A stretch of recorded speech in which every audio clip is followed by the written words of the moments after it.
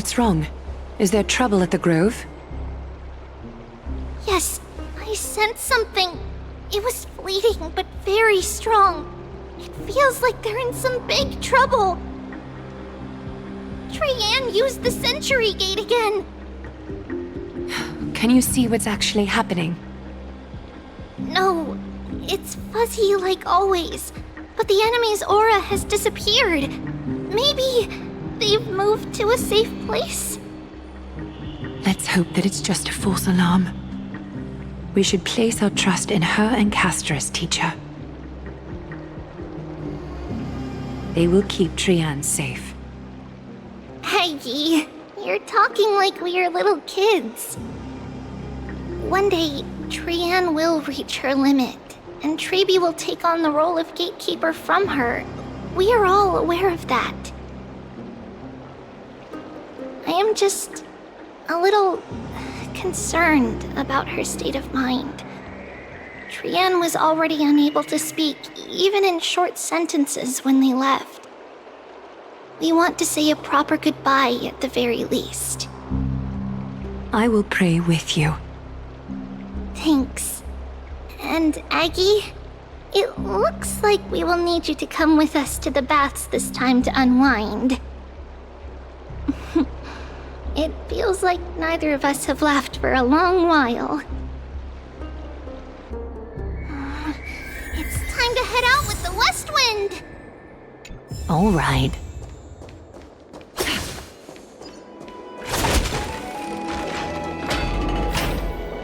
Here's really hot and heavy.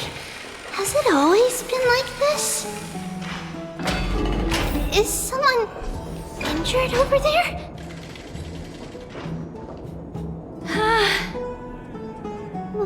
What happened here? Watch out! Watch out for the Kremnoan! Kremnoan? This is their doing?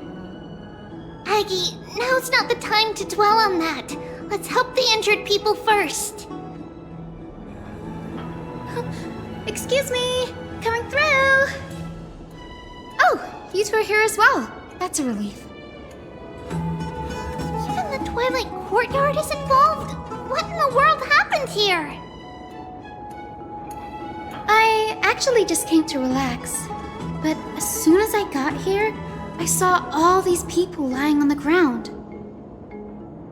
I've examined them, and they don't seem to be seriously ill. It feels like they've just spent too much time in the hot water. Multiple individuals fainting simultaneously from the hot pool steam? Where is the manager of the baths?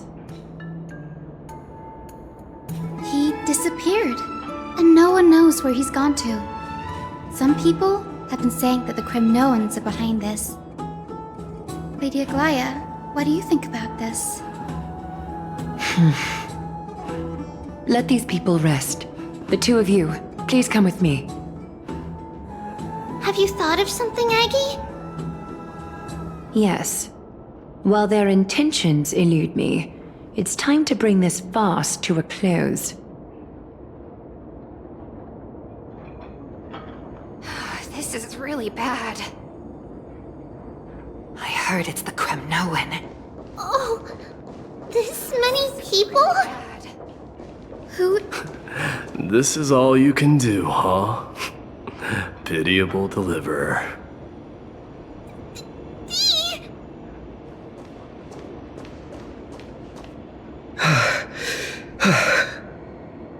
Snowy!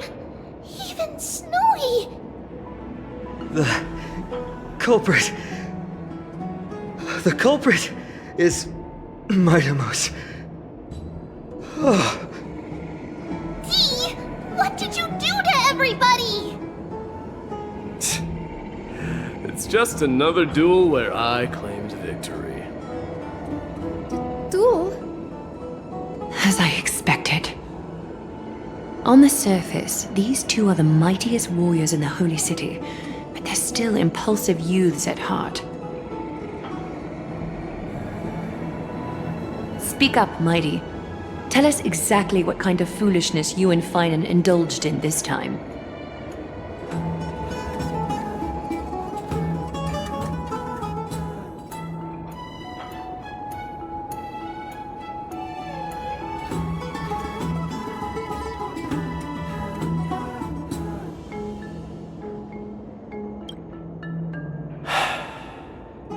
No, none of those sound right.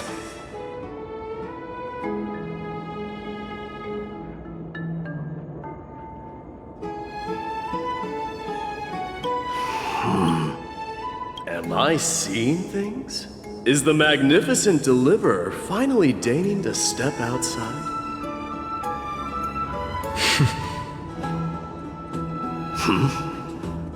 What kind of response is that? Nothing.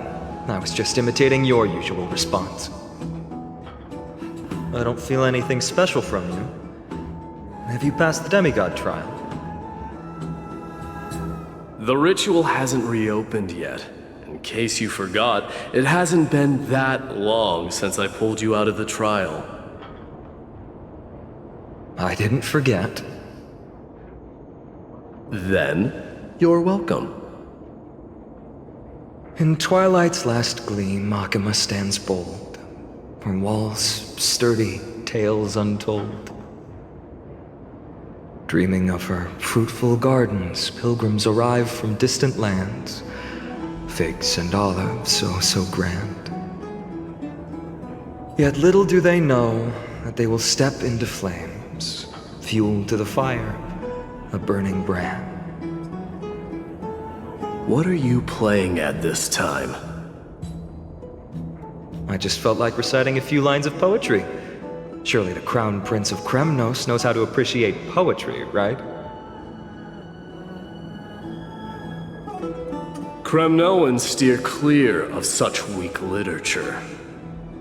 But my library doesn't lack collections of this kind. These lines express the poet's yearning for their home, just as Akama is distant from many people's homes. I know how to interpret poetry, Haikis. There's no point in pretending to be profound, my friend. Thank you for helping me out when I was in a tight spot, but it seems to me that you aren't prepared for the trial either. Don't compare your situation with mine. My people are still relying on me. I can't ascend to godhood on my own without first resolving their issues. So, are you suggesting that you, the mighty Mightimos, and the heir to the throne of Kremnos, wish to defy tradition that has endured among your people for millennia?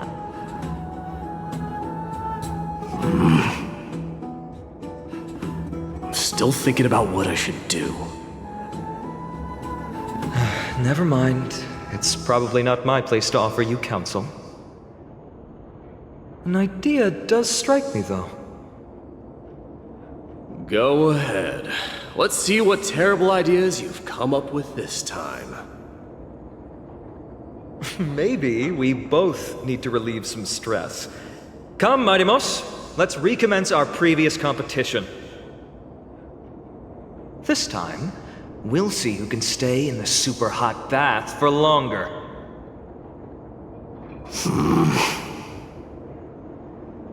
What? Are you chickening out? The phrase chickening out does not exist in the Kremnoan language. I just find the situation absurd, that's all. All-knowing historian, are you not aware that we Kremnoans use boiling water from sword forging for our baths? Looks like I'll have to teach you some royal etiquette today. And thus, an unprecedented sauna battle commences! With unparalleled resolve, the two warriors' determination even alters the very hue of the steam. Flames intertwine with scalding vapor, reaching toward the heavens, shrouding the sky and the sun. The spectacle is so magnificent that none dare gaze upon it directly. Since we can't see what's happening in the competition, why don't I regale you with a tale of kings to pass the time?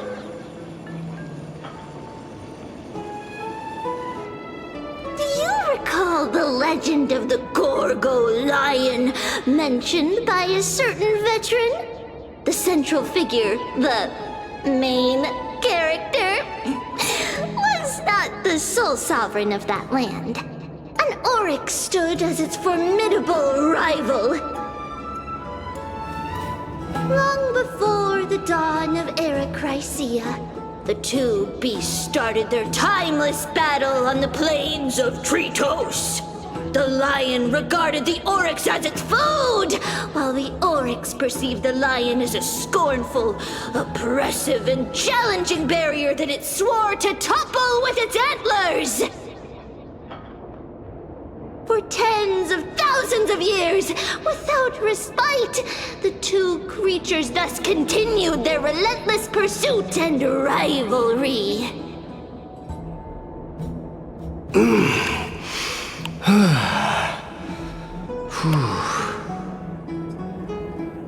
It fixated on its rival's fleeing form in the chase.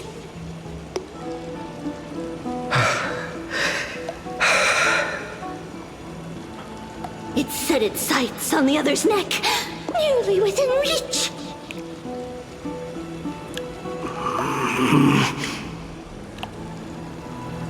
It was stuck in a corner.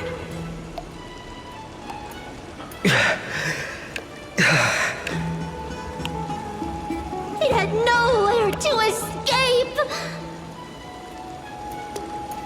On the land of Amphorius, some lives meet their end at dusk, some at dawn, and yet others are fated to perish under the blistering sun at noon. And at last, the most scorching moment of the day descended upon them. The formidable hand of fate heeded their call and arrived! My lords, would you like me to reduce the temperature a little?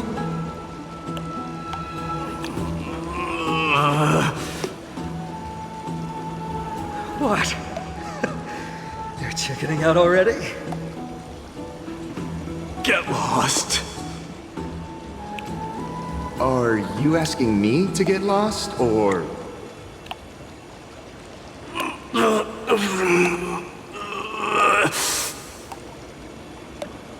Do whatever you want. Oh, please forgive my presumptuousness, my lords.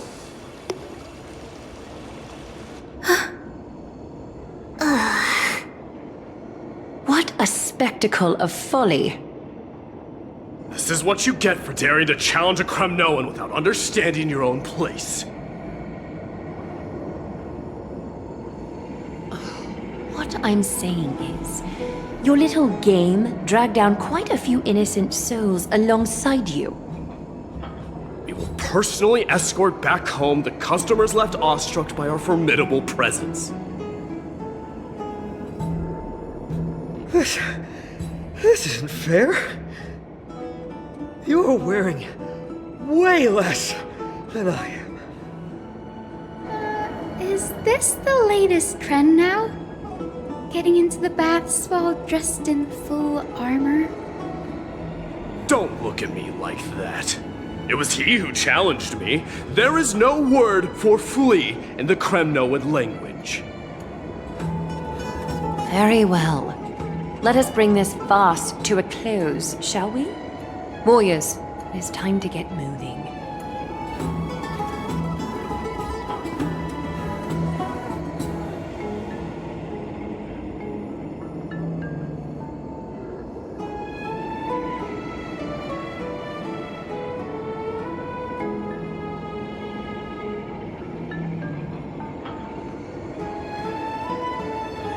Alas, The flame chase journey is destined to be a lengthy one, replete with obstacles. But thanks to those two, all the gloom has vanished into thin air. Well, we just had quite the commotion. It's not every day we find the Marmorial Palace this serene. Shall we continue with our previous plans? Hyacinth, would you care to join us? Such an empty bath is indeed a rare sight. I was looking forward to unwinding after work. I'd be delighted to accept your invitation, Lady Treby. How about we go to the biggest bath?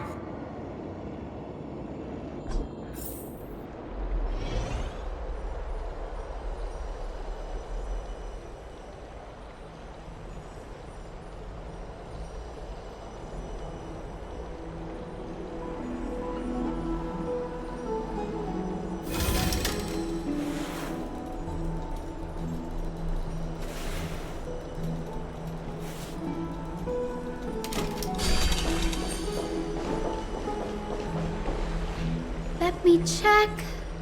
The water temperature feels just perfect. So, how is the feeling of having the entire bath to yourselves?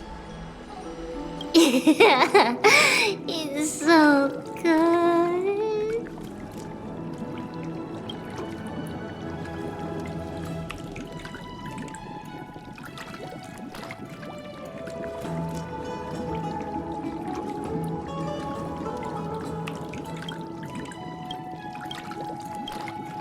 But, Lady Treby, aren't you going to soak in the bath with us? We will have to pass. After all, we've become children. Please understand that she can no longer endure the heat of this pool due to the blessings of Yanis. Oh, Are you curious about us, Hyacinth? I am, but something tells me that it might be better to change the topic. Don't get all nervous. It's not something we can't discuss. The truth is, a long, long time ago, we were a mature adult just like Aggie. Then, because of reasons, we inherited Yanis's divinity and gained the power of passage. And in return, the price we had to pay was the splitting of our soul. Each opening of the Century Gate intensifies the strain on Treby and the others. They are gradually regressing towards infancy, both in body and mind. We don't know what awaits us at the end either, but anyway, that's why we've turned into children. In that case, when you opened that giant sentry gate above Akama during the battle against Nikador, Well, there's no way around it. We all know that the flame chase journey won't be a smooth ride.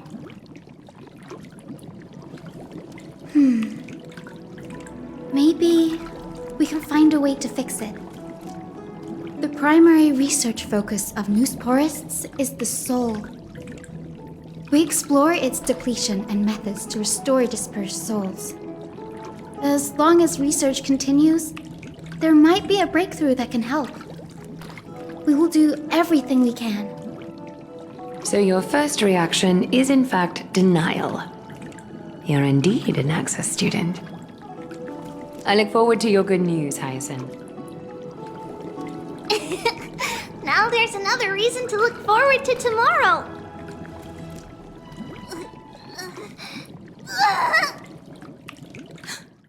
Lady Treby, what's wrong? Something's off. It's that strong feeling again. Is it Trian? Wait, no. It's not Trian this time. It's Trinan. Trinan is in danger.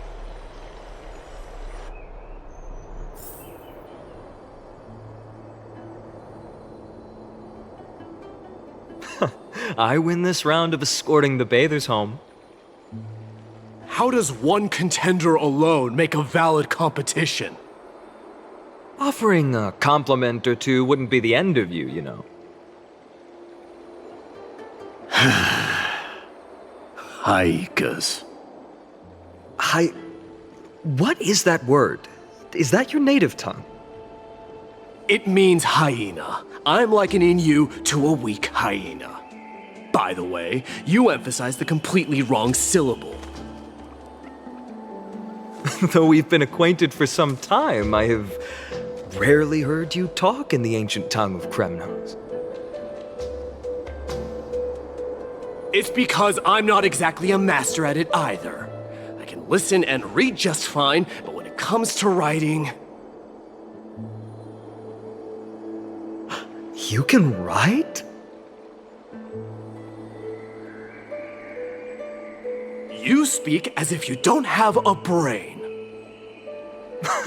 That was in jest. I understand. After all, you spent all your childhood wandering far from home. Worry about yourself first, Deliverer. You also never mention your hometown, apart from when you need to introduce yourself.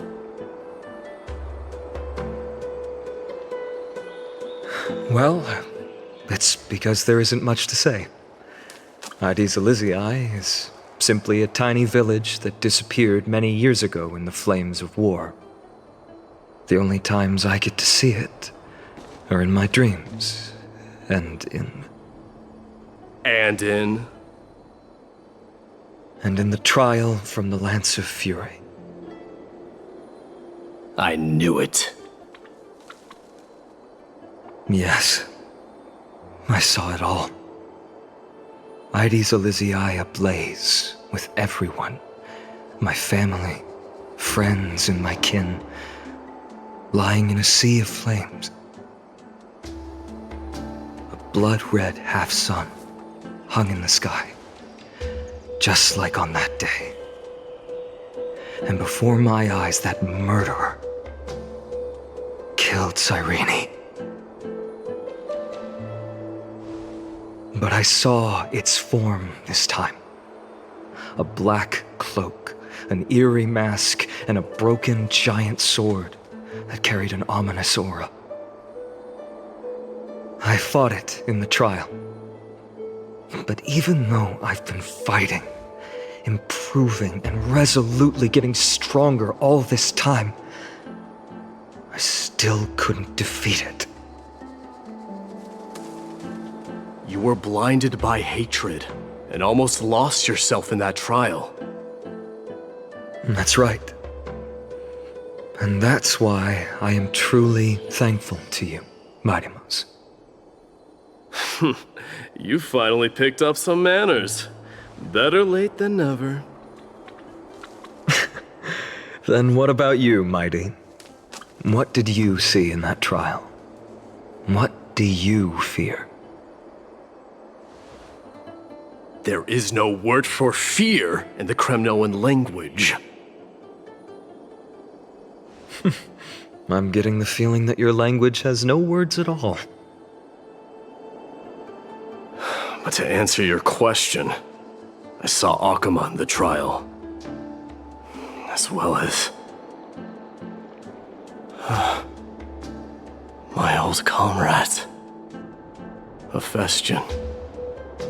Perdiccas. Ionius. Ptolemy. And Possesta. Ever since I returned from the Sea of Souls, these 5 have been by my side. We faced life and death together during our days in exile. Those 10 years were arduous, yet filled with moments worth treasuring. Each night, we would gather by the campfire, savoring honey brews and singing our hearts out. The wind in the wilds of Amphorius smelled like rust. Hephaestion would always tease me about adding goat milk to the honey brew, claiming I ruined the blood-red color of the drink. He had a scrawny figure, but was a relentless force on the battlefield, dispatching foes without so much as a blink. Perdiccas was an expert in concocting medicines, delving into all those strange folk remedies. Leonius was a swift runner and our most reliable messenger. Ptolemy was a real bookworm, always spouting off in chapters and verses. When we left Kremnos, he made off with a stack of ancient tomes from the Grand Library. Not like it mattered, as my family owns the library. And then there was Possesta. He was the silent type, but a truly masterful musician. This is the first time I've heard you mention these 5. And their names. They died on the battlefield before the Kremnoan detachment managed to join Akuma.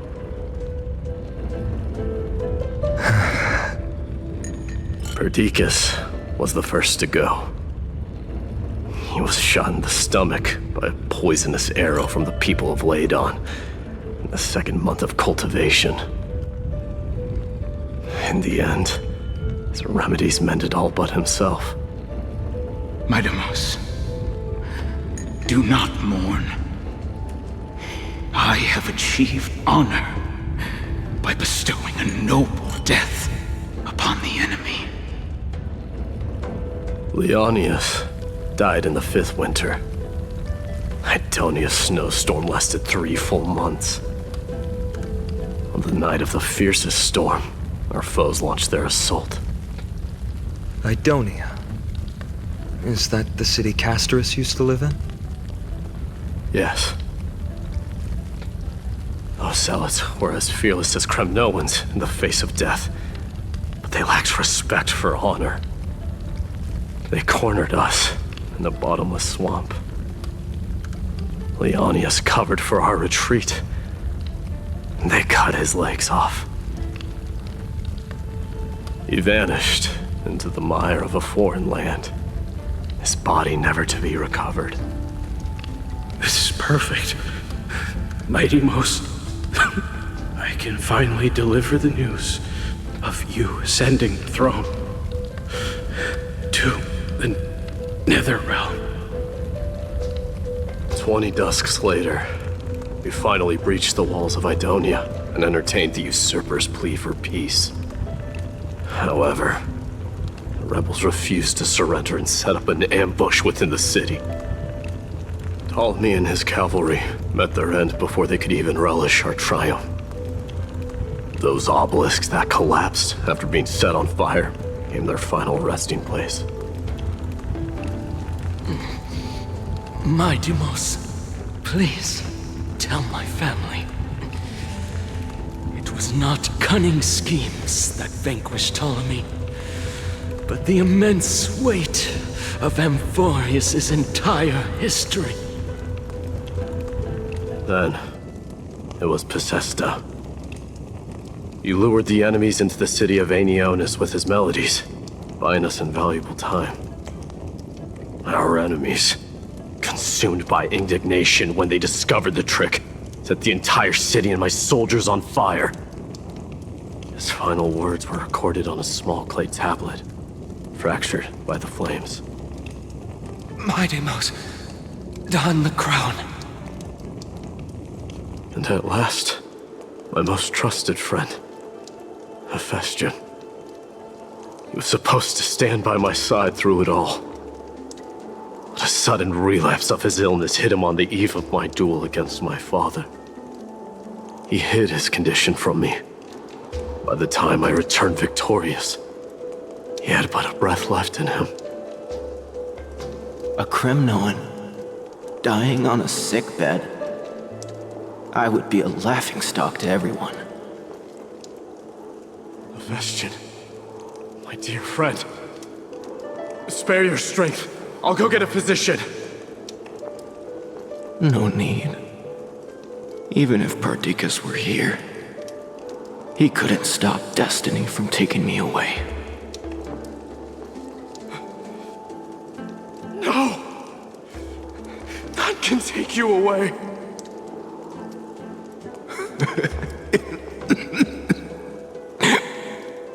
Midamos, our king, Do not shed tears for me. It's not befitting of your status. Farewell, my dear friend.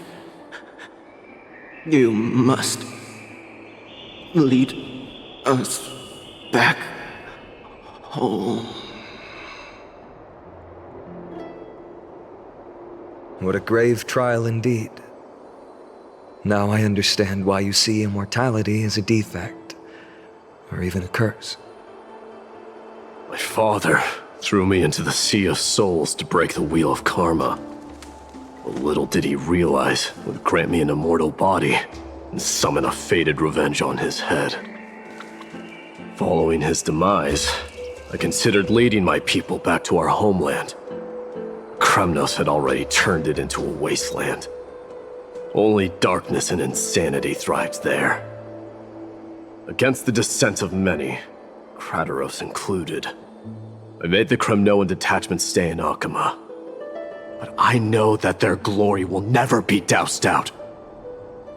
The instant of strife shall inevitably arrive. If you take over Nikador, then you must begin the journey back to your homeland. So, you hesitate because you think leaving your people in the Holy City is a better choice?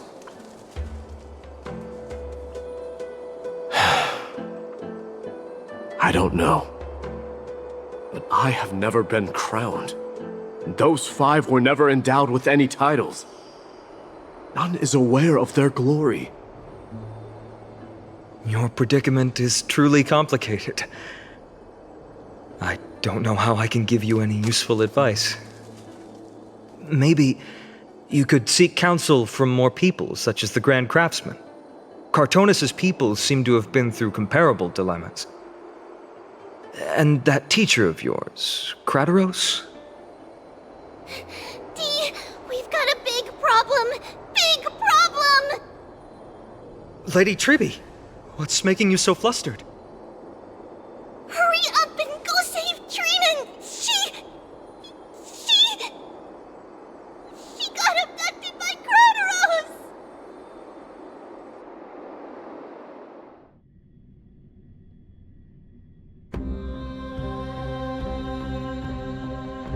Krateros!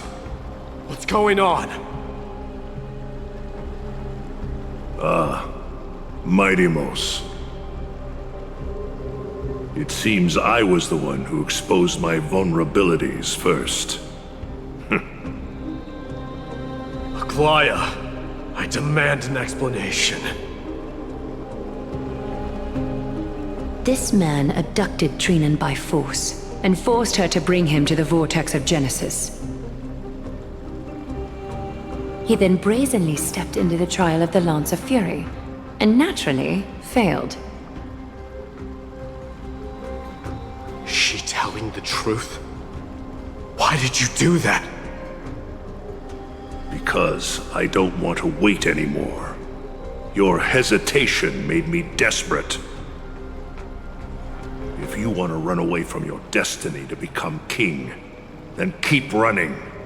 Someone will eventually stand up and fill in the gap left by strife. Then they will lead our people home. Age has blinded you, teacher. Can't you see that I'm hesitating because of this very recklessness seared into your blood? Krateros, do you truly believe you're worthy of entering the trial? To blaspheme against the prophecy? Does the mission we Chrysos heirs bear seem like child's play to you? Do you know how the Kremnoans see you, Aglaya? You're a hypocrite and a megalomaniac. The prophecy of Genesis and the Flame Chase journey are just excuses for you to seize power. Silence, Krateros. Do you even know what you're saying? Are you defending this woman, Mighty-Mos? How many wars did people start because of her and her so-called prophecy? How many cities fell in the past millennium? Their people massacring each other. Even if this so-called Genesis really exists, will there be a place for the Kremnoans in that new world?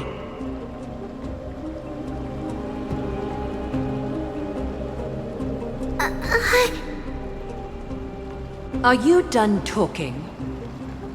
By agreement between the Chrysos heirs and the Council of Elders, those who trespass upon the vortex of Genesis need not be tried by the Council. I am allowed to pass judgment alone. Krateros, your actions are unforgivable. I hereby sentence you. Aggie, wait! We have a proposal! Someone has to resolve this conflict between the cities. Lord Krateros did not use violence to harm us. We can sense that his anxiety stems from his concern for his people's future. Please, Aglaya, hear us out first. I'm listening. I'm sorry, Lord Krateros. We were so preoccupied with deciphering the fragments of prophecy that we neglected those of you not favored by its message. Your accusations were harsh, but justified. We wish to earn your trust and those of the Kremnoans. I think the best way to do that is to take you to witness the source of the prophecy for yourself. How are you going to show me something that has no form? You've heard about that Outlander, right? She has somehow made a connection with Orynyx and can completely replicate scenes from the past. We will ask for her aid. Tomorrow, at the Abyss of Fate in the Temple of Yanisopolis, we will show you everything from that distant memory, Krateros. A fair proposal. I accept. Until then, you will be stripped of your freedom. That is my one condition, and I will brook no argument. It is not the first time I've been made someone else's prisoner. Do as you please, demigod. Teacher, why did you do this? Forgive me, young master. But I just cannot wait any longer. Ever since your father died, our people and I have been waiting for a day to revive Kremnos. We placed all of our hopes in you, but never received an answer. This obsession for returning home has become a sickness for our people. Wise as you are, I refuse to believe that you can't see the truth. You have a clear head, which is why you're also incomparably alone. A smart person can only choose to tangle himself with the mundane of this world. If you're truly capable of leading our people beyond this blood-stained fate, then prove it to me once more, Mighty Mos. Just as you did back then.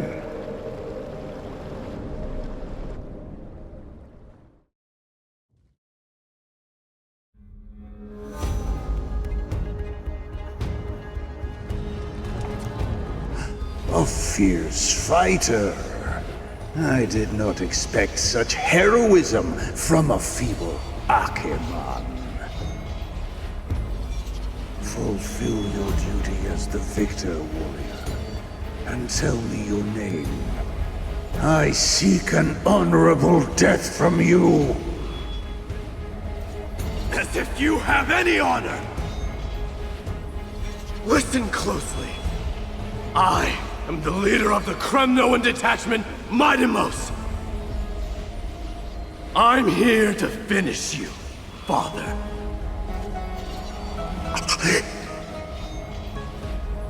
It is you, the beast spurned by all. So you did defy death. The prophecy was true. You will bring an end to my Kremnoan dynasty. Defy? You're wrong. Death fears me. It's the reason I have this body of steel. As for you, you already stand at death's door, Father. You were the one who threw me into the Sea of Souls. The one who tried in vain to enslave a Titan. And the one who desecrated the body of a god. Hyakis! You're a weak king. So weak that even the lowliest hyena is a more noble existence than you. And now, fate's reckoning is upon you. Then swing your blade. Take my crown. Coronate yourself with an old king's blood and inherit it all. Become the new rightful king of Kremnos. No. I don't want the crown. Listen. If there's only one end for the kings of Kremnos, then the crown means nothing to me. All I want is your life. To avenge Mother and my comrades. But the walls of Kremnos will not fall with me. Do you truly think you can escape fate's grasp, my son? You and I, we're both the same. We feast on strife and fear. Now, kill me! The son of Gorgo is destined to be crowned in blood!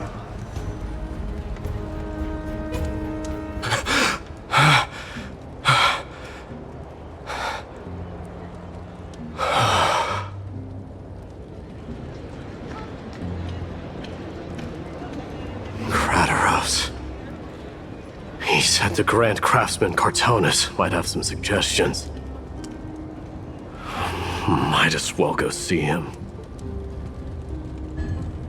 Grand Craftsman, how have you been? King of Kremnos it is. That you would come, I knew. You knew I was coming? Your matters, I've heard. The path forward you seek. Many questions you have. But before that, take this. What's this? A signet ring for the King of Kremnos. Belonged to your mother. Recast and restore it. I did. What? Mother threw it into the Sea of Souls. A long time to fish out it took.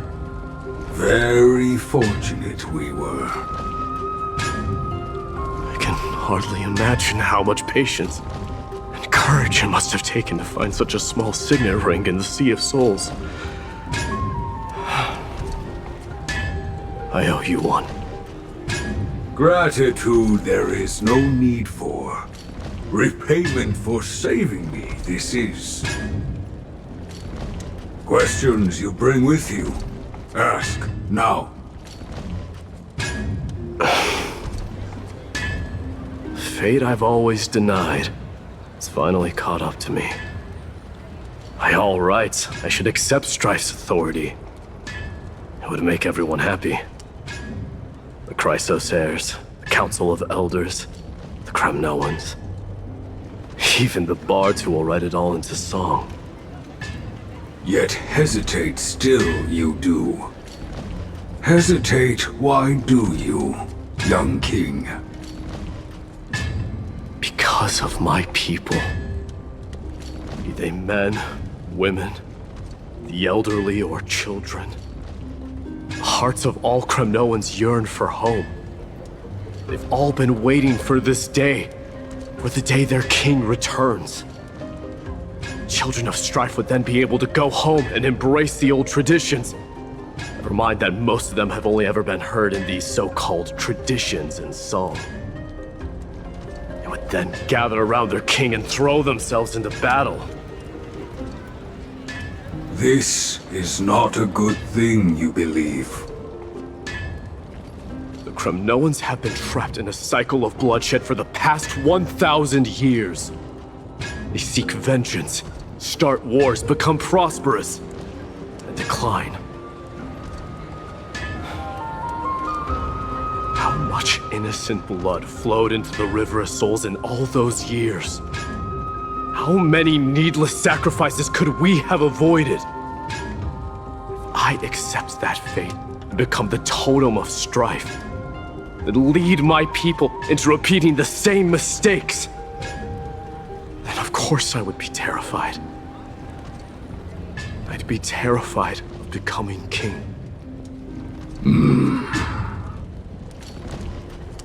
A different kind of Kremnoan you truly are.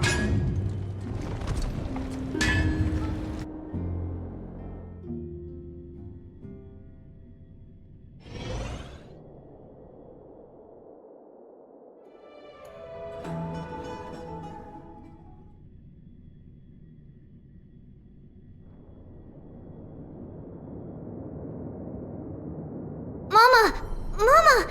I had a dream last night. Oh. Now what did you dream about, my darling Trebios? I had a dream that I turned into many me's. Then we made the moon into a ship and made the stars into our sails. Then we floated on the ocean and let the wind blow us in any direction it wanted. Well, that sounds like a lovely dream. Yeah! The ocean and the sky were really, really dark, but there were so many of me that I wasn't scared at all because we'd all sing together.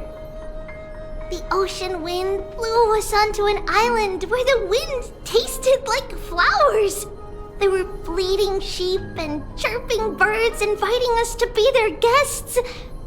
There were so many animals on the island, but none of them ever fought. Giannis's holy maidens can receive guidance from the god of passages. Perhaps what you saw in your dream is a divine land somewhere in Amphorius. You think so? What's wrong, Trebios? You look unhappy. Because on that same island, I saw a dark mountain on the other side of the ocean. And it was very, very tall. The mountain looked alive, and it kept getting closer to the island. Then I realized it wasn't a mountain, but a very, very tall wave made of water. When the wave smashed against the island, it looked like it was going to eat the island up. The small animals tried to chase it away, but they couldn't stop it. Then there was a bang and I woke up. A dark wave. Mama, does something that scary exist in real life? Yes. Unfortunately, it does exist in Amphorius, but it's very far away from our temple. We call it the Black Tide, though it has nothing to do with water.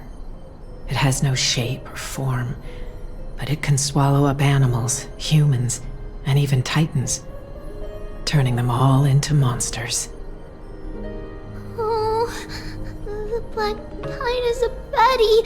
I don't want everyone to turn into its food. Can't we chase it away? Of course, my dear. You only need to behave well and listen to what the adults tell you. Study all the knowledge and etiquette you need, then grow up and become a proper holy maiden. The divine Giannis will then give you guidance and help you light the way for the people. Wow, I'm gonna eat a lot and study a lot and become a holy maiden. But Mama, you said the black tide can swallow up titans too. What do we do if even Yanis is eaten? If that happens, then the Holy Maiden will have to be the one to guide people on the right path. After all, we are the human avatars of the God of Passages, yeah? Yeah! But one person alone is not enough. Once you're older, you'll make a lot of friends. You must do your best to unite them, because that's also our duty as priests. Friends? Are they also like me and Mama with pretty red hair? They might not, but they'll certainly be just as smart and kind as you. Mama? Am I dreaming? Don't be silly, dear. Of course you're not dreaming. I've always been by your side. What?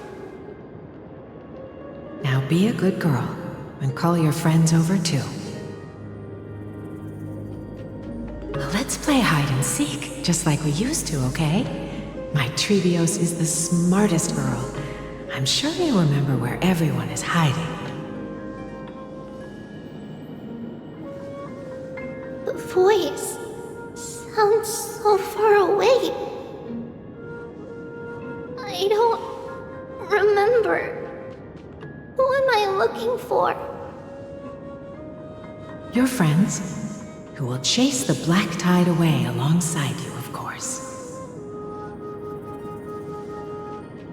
Is this from my childhood? I don't remember. I used to sit here and listen to Mama tell stories. Oh, how I wish to see you again, Mama.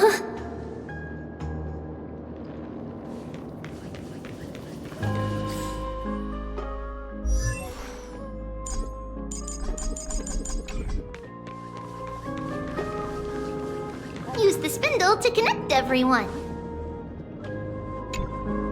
There will be an amazing captain on that big ship. She's cheerful, optimistic, bold, and cautious. She'll be able to get everyone together. Wow, that's amazing! Can I be the captain? Of course you can. But you'll find someone else who's better for the job, my dear. I think that person lives in a beautiful temple that sits atop a hillside, covered in golden fig trees. There's a noble girl there who's very smart, but also very delicate. Just like Mama? Perhaps. But before we find the captain, the ship also needs someone who can navigate it. Who could that be? Let me think. I know! She's Treeby! I named this doll after myself? I don't remember it all. Is this a dream or something that happened in the past?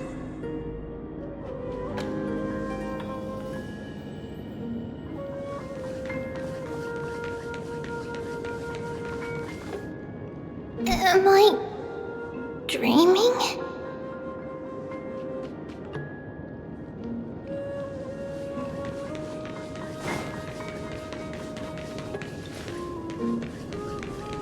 Bad chest! You can't lock me away! Huh? Why is this doll inside a chest? It's holding a sword. Why? many years later, many brave warriors will board this ship. They're skilled combatants who fear no danger. Ooh, I can learn how to fight too and protect everybody! You silly girl. You're Yanisopoulos' holy maiden. It's not your duty to fight. There will be many others to protect you. Alright, then where will they come from? I believe one warrior hails from a lovely village where bulrushes flourish, while another comes from a magnificent royal city. Though each has their own troubles, both are ready to lend their strength for the ship's long voyage. In that case, let Trian fight by their side! This way, we'll always stay on course! How could I have known named Trian back then? Was it just a coincidence? Or...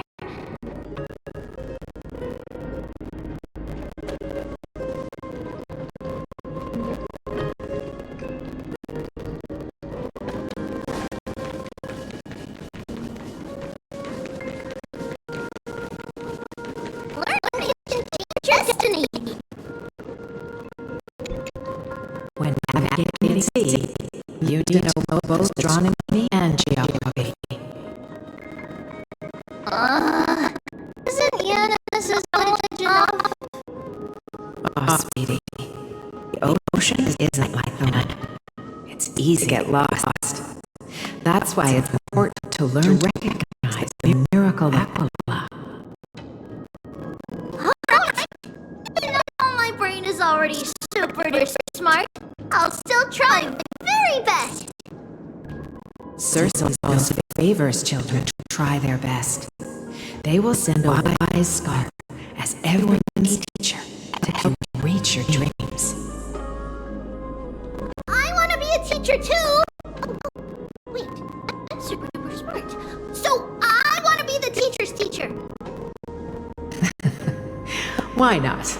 But if you're going to be a teacher, you might need to tone down that hyper energy of yours. Then Trinan can do it! She's well behaved and would make a great teacher! Mama and the others always said that I had a great memory. But now, I can't even tell if this is a memory or a dream. Come, let's line them up.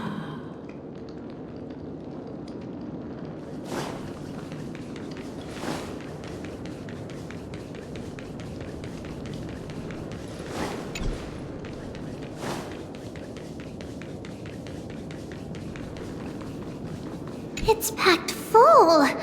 Mama must have left all of these for me. All the words are blurred out. Could it be that my memory is fading?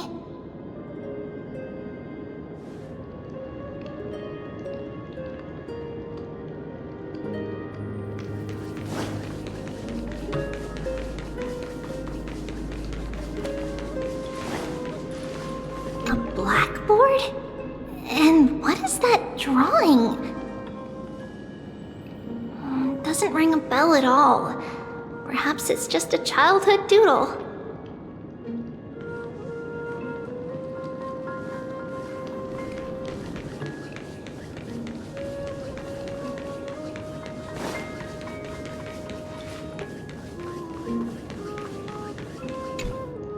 Now, Trebios, set them on this music box and let them compose a melody for our song. Music box? What's that? Sweetheart, are you still groggy from your nap? You invented it. I invented it? What does it do? Oh, my lovely Trebi. You're usually so bright. What's gotten into you today? Well, you might as well see for yourself. Put your good friends on it and see the wonders it can do. Put the dolls on. It's rotating, and I can hear something. That's right. It's a music box. If you place the dolls in the right spots, it will start rotating and play beautiful music. Out of all your inventions, this one is my favorite.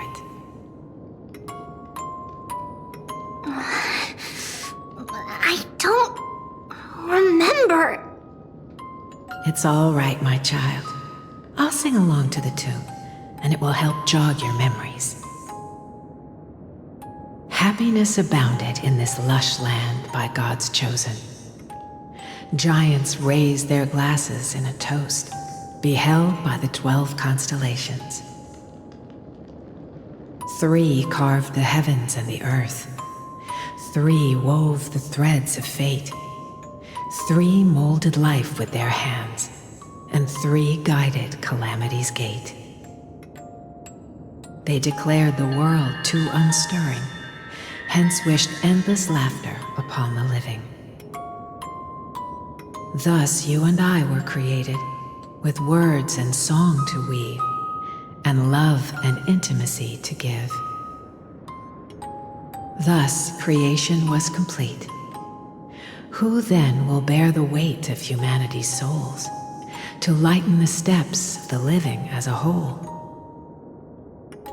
O great Kephili, all-knowing Father of stature so tall, yet low does their gaze willingly fall.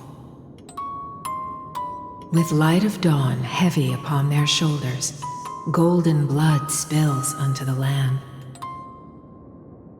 converging into a boiling river that flows to the heroic heirs of this world.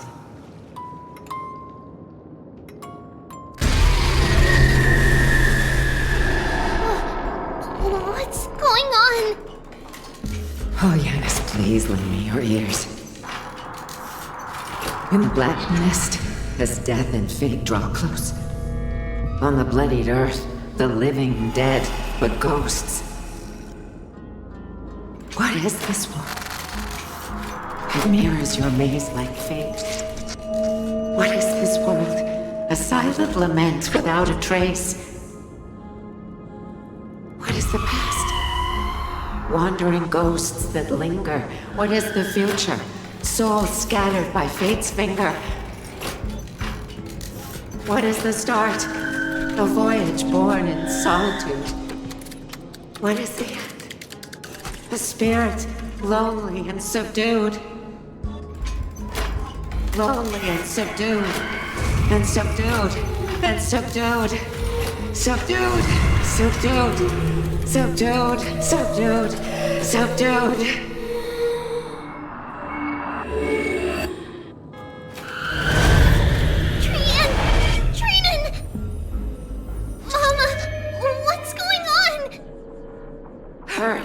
Run! Trinos, run! The black tide has arrived!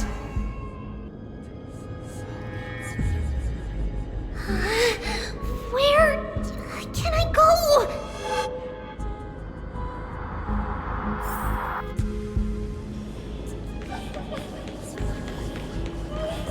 What's this?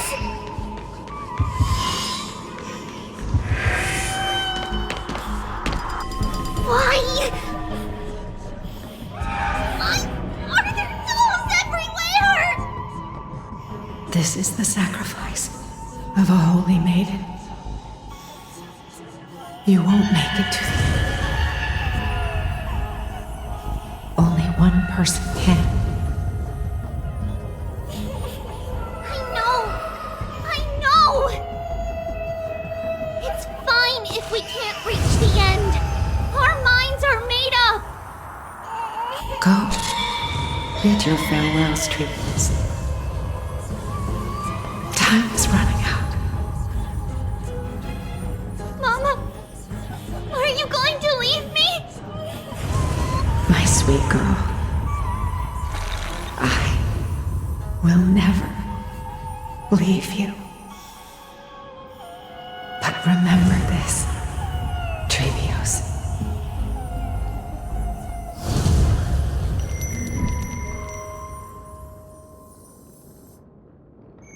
all shall bid farewell to one. And that person alone will witness the miracle.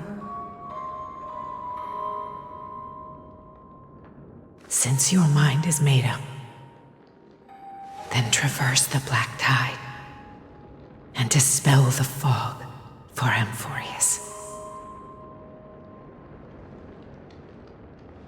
I shall see you tomorrow, my dearest Trevios.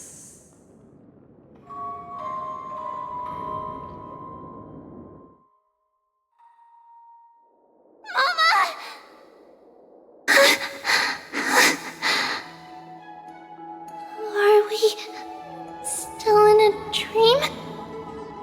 Did you have a nightmare? Maybe.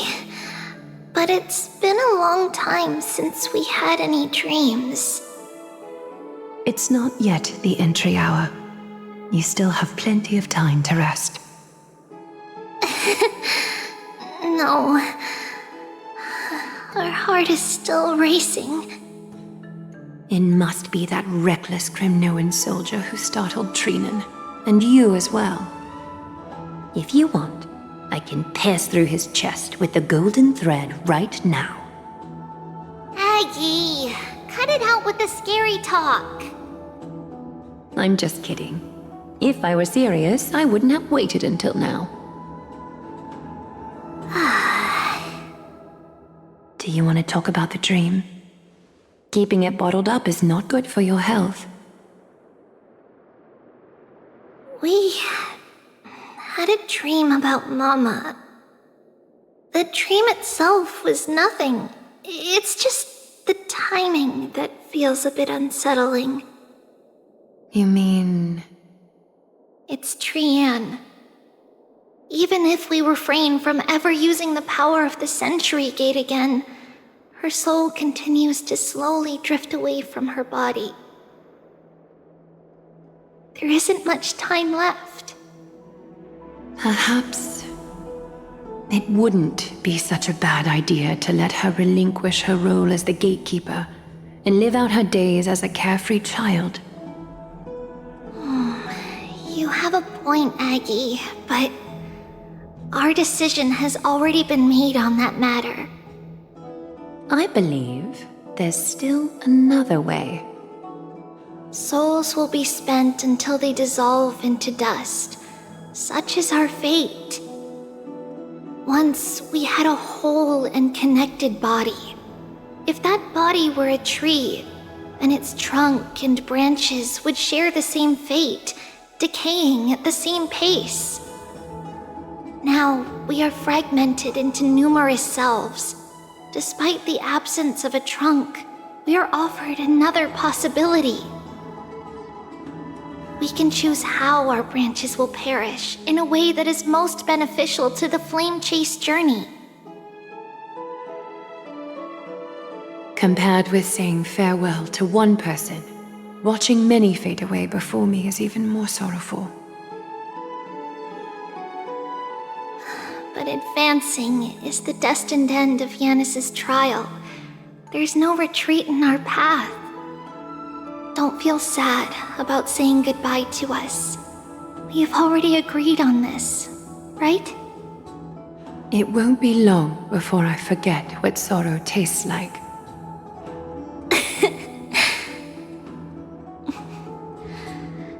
So, what would you like for breakfast, Aggie? What? Where did that come from? After all this talking, we are feeling a bit hungry. Plus, it's nearly the entry hour now. Do you remember when we first met, Aggie? You were still a little one, and we caught you secretly eating oatmeal late at night. While my emotions might be fading, those memories are still as vivid as ever, teacher. Please, let me do it. What would you like to eat? It's fine! Leave it to us. You should rest for now. It won't take long, and we'll call you when it's done. In that case, thank you.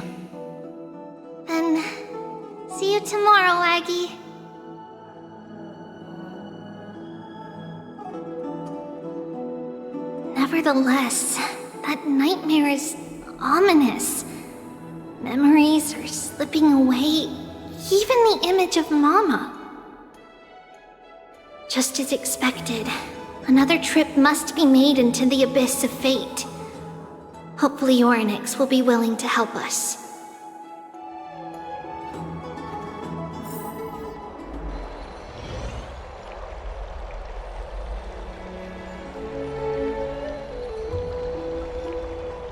Long time no see, Professor Anaxa. Who are you? It's been a while.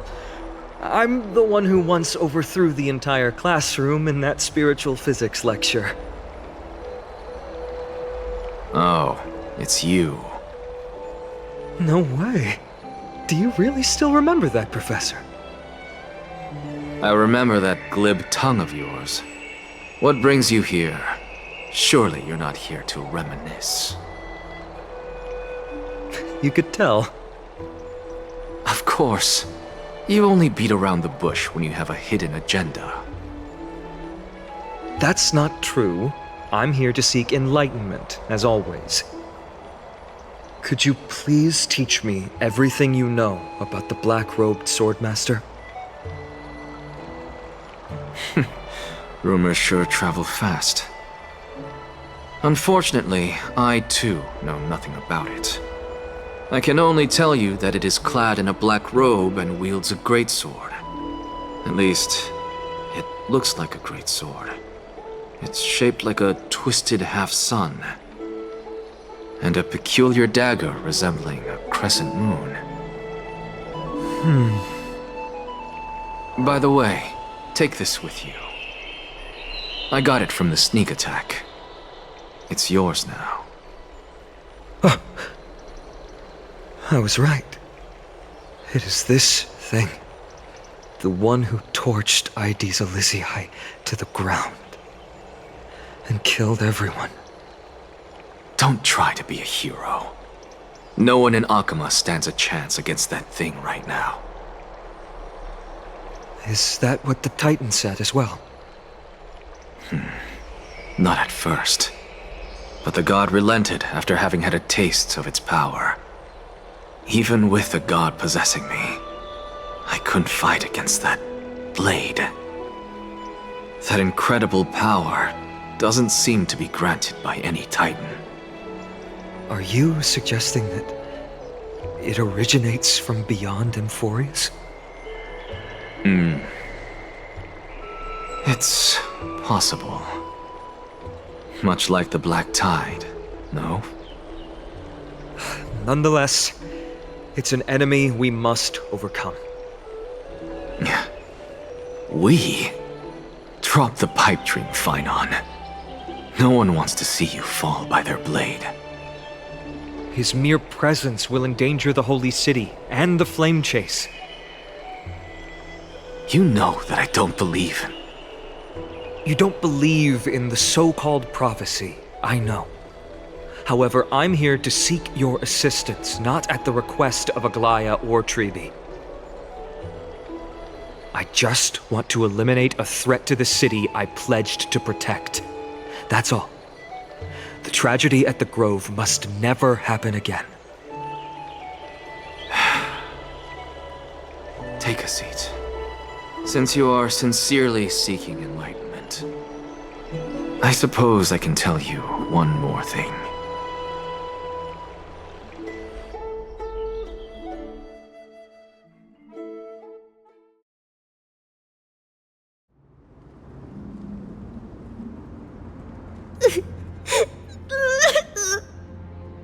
What's wrong, Trian? Nothing. Just remembering what happened at the Grove. Monster in the black cloak. So scary. Everyone in danger. Nightmare. I can't forget. Don't be scared. There are no bad guys here. Didn't you save everyone with the Century Gate, Trian? Trian threw it away. Far, far away. it's never coming back. We got back safe from the grove because of you, Trian. You're the reason the flame chase journey can continue. Sorry, Trian feels a bit dizzy. Why are we here again? For the same thing, of course. Remember? Tomorrow we will reveal the prophecies passed to everyone. But first, we need to restore the memories that have been blurred by the fragmentation. We hope to present the full truth to everyone without hiding anything. Since Yanis caused the fragmentation, we can only turn to another Titan, Orynyx, for help. Also, remember to get breakfast ready for Aggie before the lucid hour tomorrow. Oh, yes! Trian remembers now! Oh, on that note, we had better prepare some saffron before we meet with the Titan. Saffron? Huh, it's an essential offering for rituals in the Temple of the Three Fates.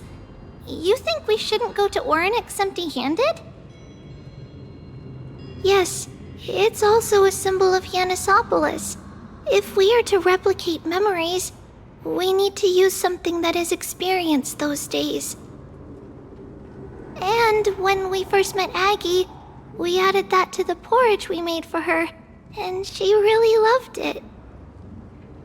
I see! It's like killing 3 birds with 1 stone! But it all depends on whether Orynyx is willing to help us. This could be a problem. After all, it was us who took the core flame from Yanis, from Orynyx's kin. We will have to give it a try, if there's truly no other way. In our current state, we probably can't do anything to them. We'll cross that bridge when we get there. Leave it to Trian. Trian knows how to play cute. In any case, let's look for saffron first. I hope there's still some left in the temple, untouched by Nikador's soldiers. I remember that aged saffron is preserved in sealed jars. Let's be on the lookout as we go.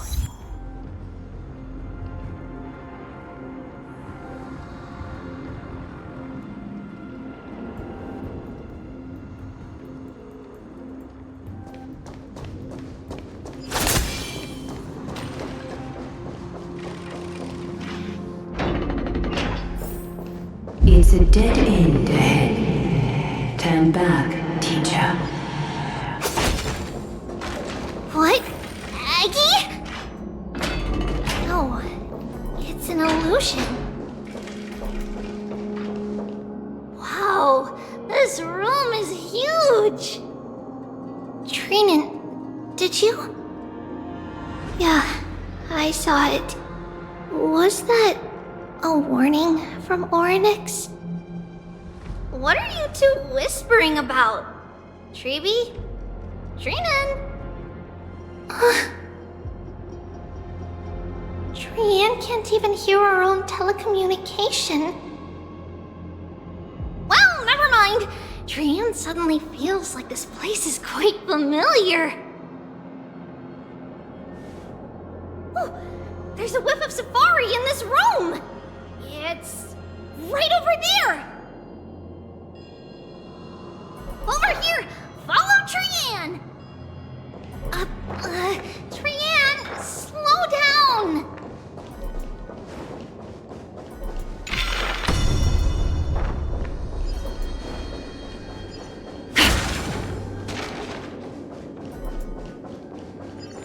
Even if separation is our fate, a futile death is not the solution. It appeared again! Right here! I summon thee! Orynyx! Stir up ripples of past reverie! Something's appeared! Wait, we should read it first.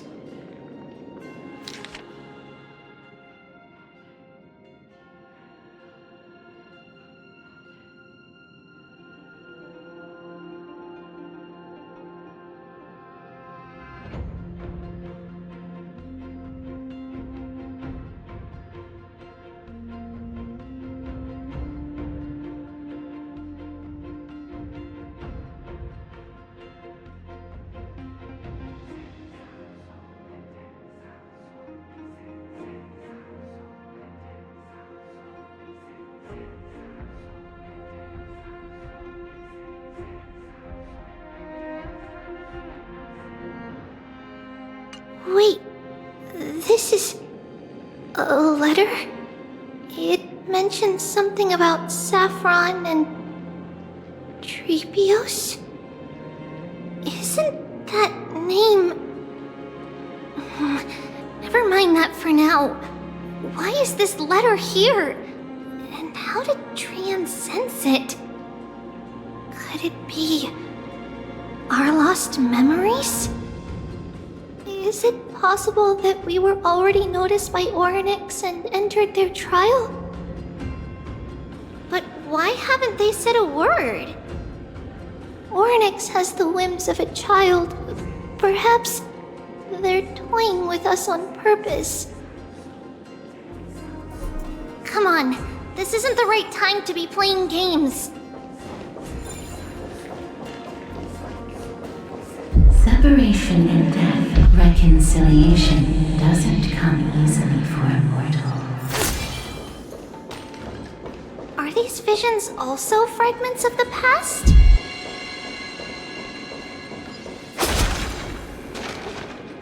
Trevi! Trinan! Look what I found! Is this the safari? Coming! We'll take a look.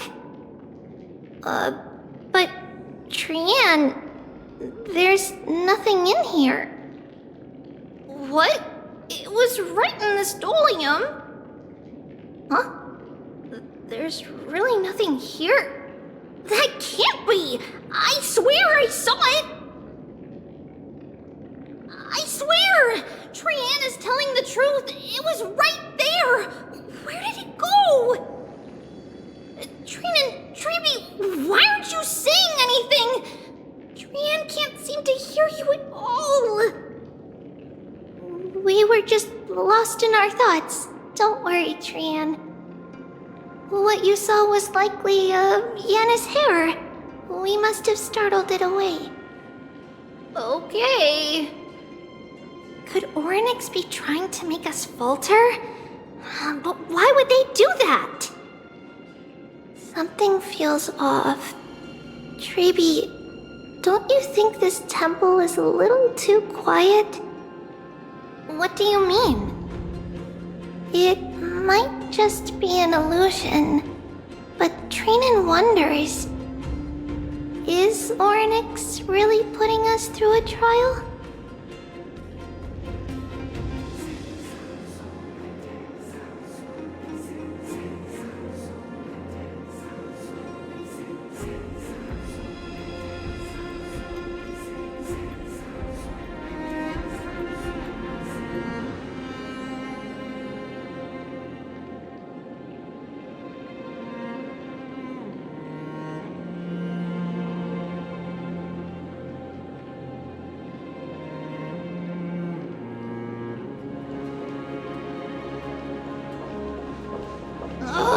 Still no luck finding any safari. I suppose we can do without it. Let's try to convince Oryx. At least they didn't toss us out straight away. Whoa! Trevi, Trinan, look at this! So cool! There are so many of us now! It's really quiet in here. Do all Titans live in dark places like this?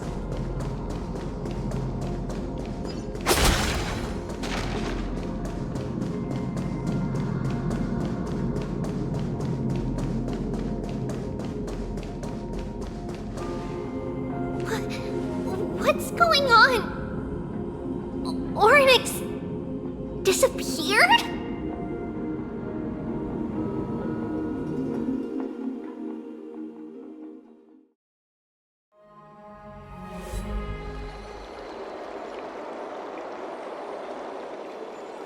Are you saying that the black-robed swordmaster is not just tied to the Black Tide, but is also hunting for core flames everywhere? This is the most plausible possibility. First, it has a vessel that can hold core flames. Second, I'm one of its targets. Let's start with the first premise. Its peculiar ceremonial blade can interact with a core flame, as evidenced by the pull I felt when it stabbed into my chest. I hypothesize that the blade can sense, absorb, or even retain core flames. The second premise is even more explicit. When it was engaged in fierce battle with many of us and was heavily distracted, it remained consistently focused on me. Or rather, on the Titan Circes inside me. So it's plundering the flames. But if your argument holds up, wouldn't he be headed to Akama soon? The vortex of Genesis is full of the Titan's core flames. Not necessarily. Let's call that person the Flame Reaver for now. If my presumption holds, that person has 3 targets. The first target is me. The second target is Oryx, who hasn't yet fallen. And the third is Akama and the Vortex of Genesis, where the core flames are housed. But I suspect Akama won't be their first target. Kefali's core flame is guarded by the Council of Elders' arcane power. And Fagusa's water curtain should be able to block out any external perceptions. What about Thanatos and Aquila? Their core flames are yet to be restored? The whereabouts of Thanatos remain a mystery to all. As for Aquila, can you fly? No, I can't. Why are you asking that? Can that Swordmaster fly? Good point. But what if he does grow wings? If they had wings, I wouldn't have made it out of the grove alive. That's a relief. Anyway, since the Flame Reaver has 2 targets, we need to move fast. With the distances between Akama, the grove, and these potential targets, I believe we should bolster our defenses and...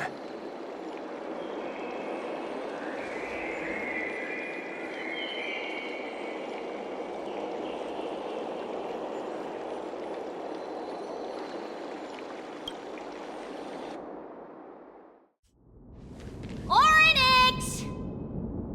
Are you in here?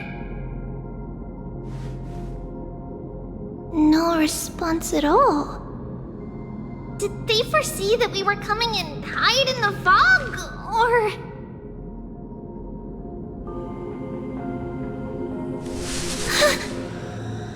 Trebi, we should leave. This temple has other people in it. What?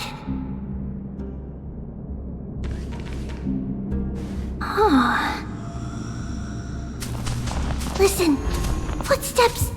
Fast ones. 3 or 4 people coming this way. Come on, we need to hide. Whoever they are, we can't let them see us. Trebi, Trainin, come check this out.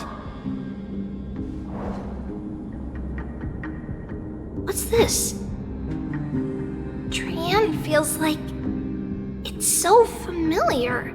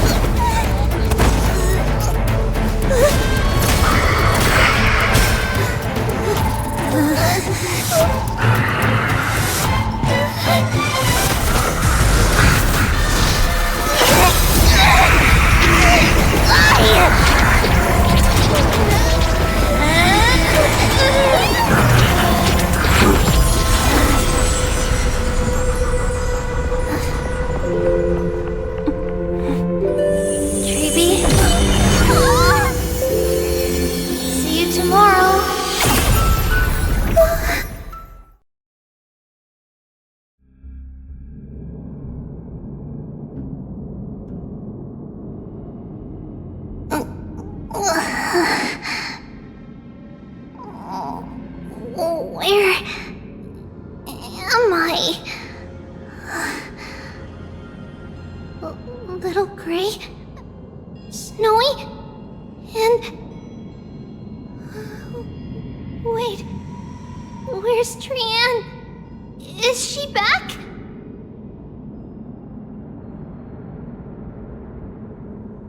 We only saw the two of you collapsed on the side of the road when we arrived.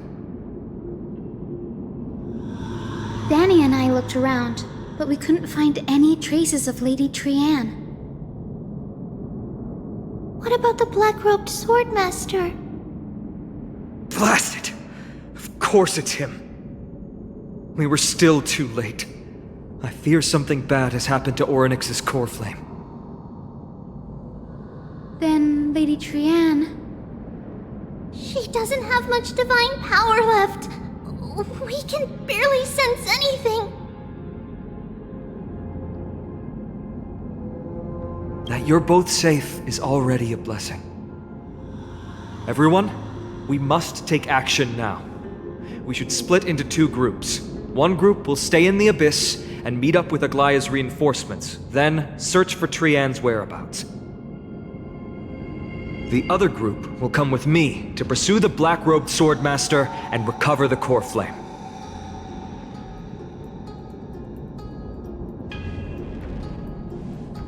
I didn't get to tell you this before, but Anaxa and I already have our misgivings about the Black Tide, so we've made preparations. I'll tell you the details as we move. Opportunities are fleeting on the battlefield. We should hurry.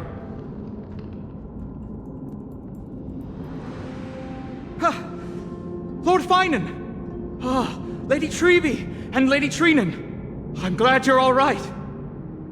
Did Aglaya's people get here? Yes. Lady Aglaya already knows about the situation and sent along a message. Finan, I understand that Swordmaster is of great importance to you. But if you charge in without a plan, I fear that you won't be the only one who dies in vain. I understand. Hatred is a hero's deadliest poison. I have no intention of fighting alone. If that Swordmaster really is related to the Black Tide, the Chrysos heirs must not take them lightly. I have indeed planned to return to the Holy City and discuss the strategy with Aglaya. We'll need all the help we can get for this encirclement.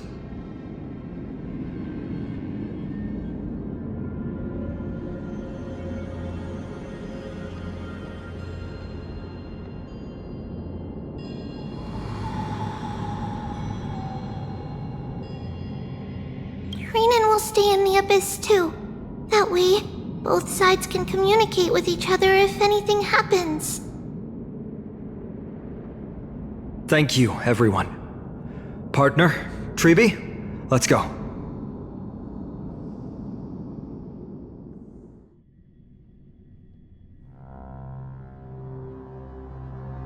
We're back, Aglaya.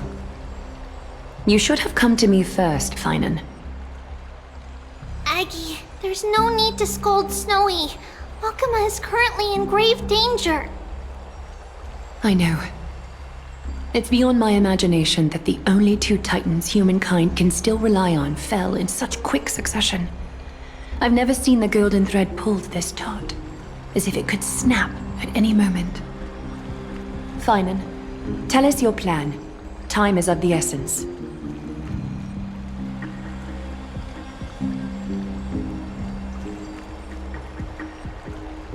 This being is not just hunting titans, but taking the core flames too? Yes, just like the Flame Chase journey is doing. Professor Anaxa thinks the Flame Reaver's arrival is likely a sign the Black Tide has spread further. Regardless of whether you're right, this being is still far more aggressive than we expected. But its madness is also an opportunity for us. If its goal is the core flame, then that means us humans can lure it into a trap. Anaxa had already left the Holy City with Cersei's core flame while we were on our way to the Abyss, so he can make preparations for the battlefield. Tell me, what makes you think this won't end with us losing another core flame? Because this time, the power from beyond the sky is also at our side. She is the key.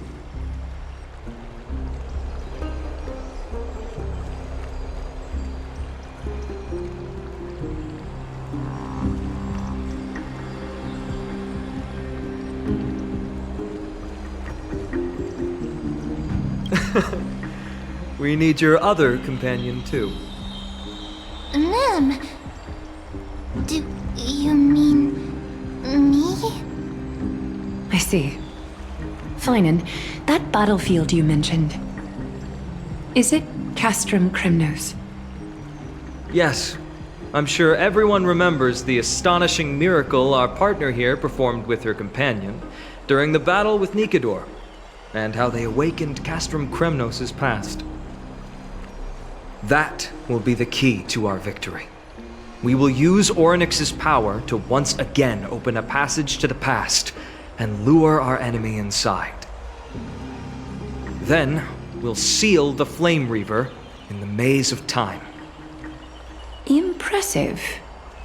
Orynyx has fallen, and Yanis's divine power already belongs to Akima. Once we take back the core flame, the Swordmaster will have no means of escape. It's very clever, using the element of surprise instead of brute strength. Can you do it, little one?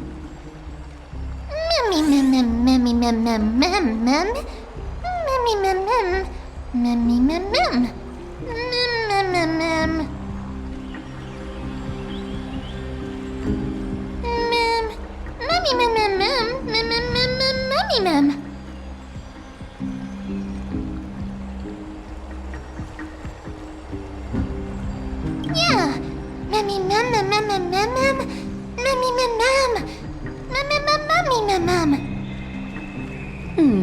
Such enthusiasm.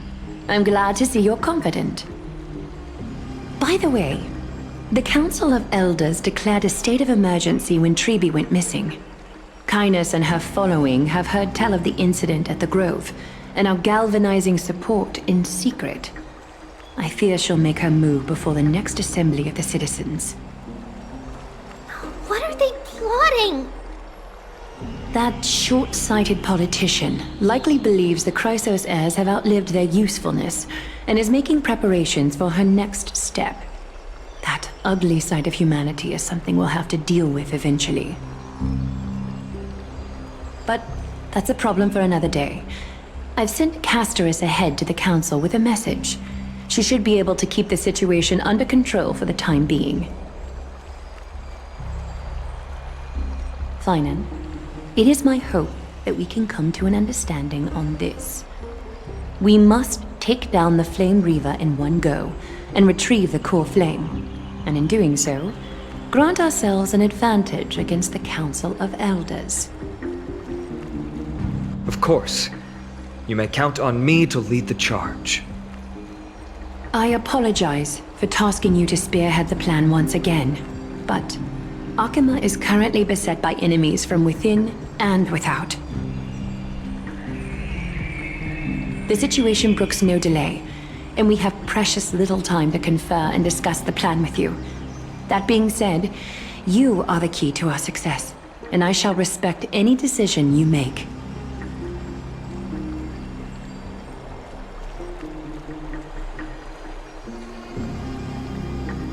I may not be as masterful as Trian when it comes to the Century Gate, but even I can open a nice big gate if I have enough time. As for whether we can take back the core flame, that will be up to Anaxa's capabilities. Based on what I know of him, he can do it.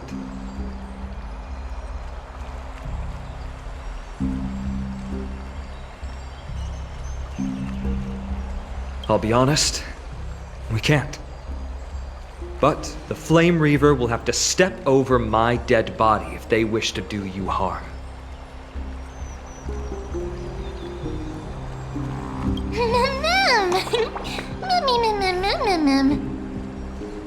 We are grateful to you for your aid, and to the rest of you as well. Now, let us be off to begin the hunt. May Kefili sharpen our gaze and grant us victory over the enemy.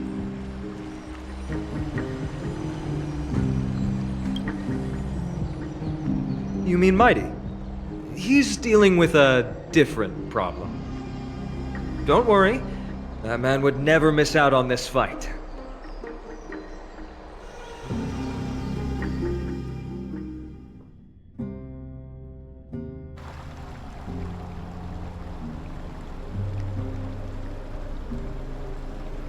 Farewell, my dear friend.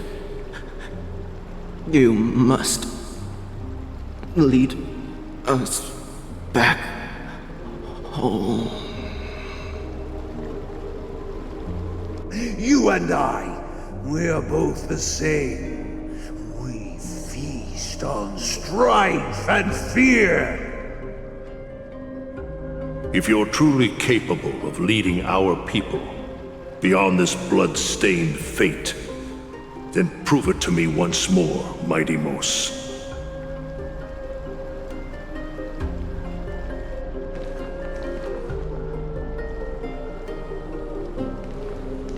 I knew you'd be here. I heard you're about to set off on an expedition. That's right. It's going to be a tough battle, and our destination turns out to be Castrum Kremnos. Is that why you're here? To pray to the dead Nikador? No, just the opposite. I'm here to tell you, you can entrust the front lines to us this time. You can't afford to lose your upcoming battle either.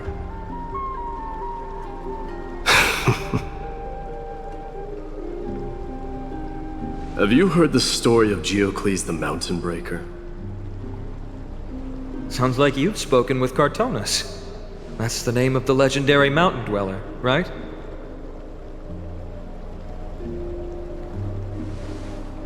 Let's have a chat before we go our separate ways. Cartonus told me that back in ancient times, the mountain dwellers lived in seclusion. They spent their days quarrying and gathering, living a simple and peaceful life away from strife. But Geocles was different. He resisted their traditional way of life, yearning for the world beyond the mountain. They're safe, but humdrum culture was like fetters around him.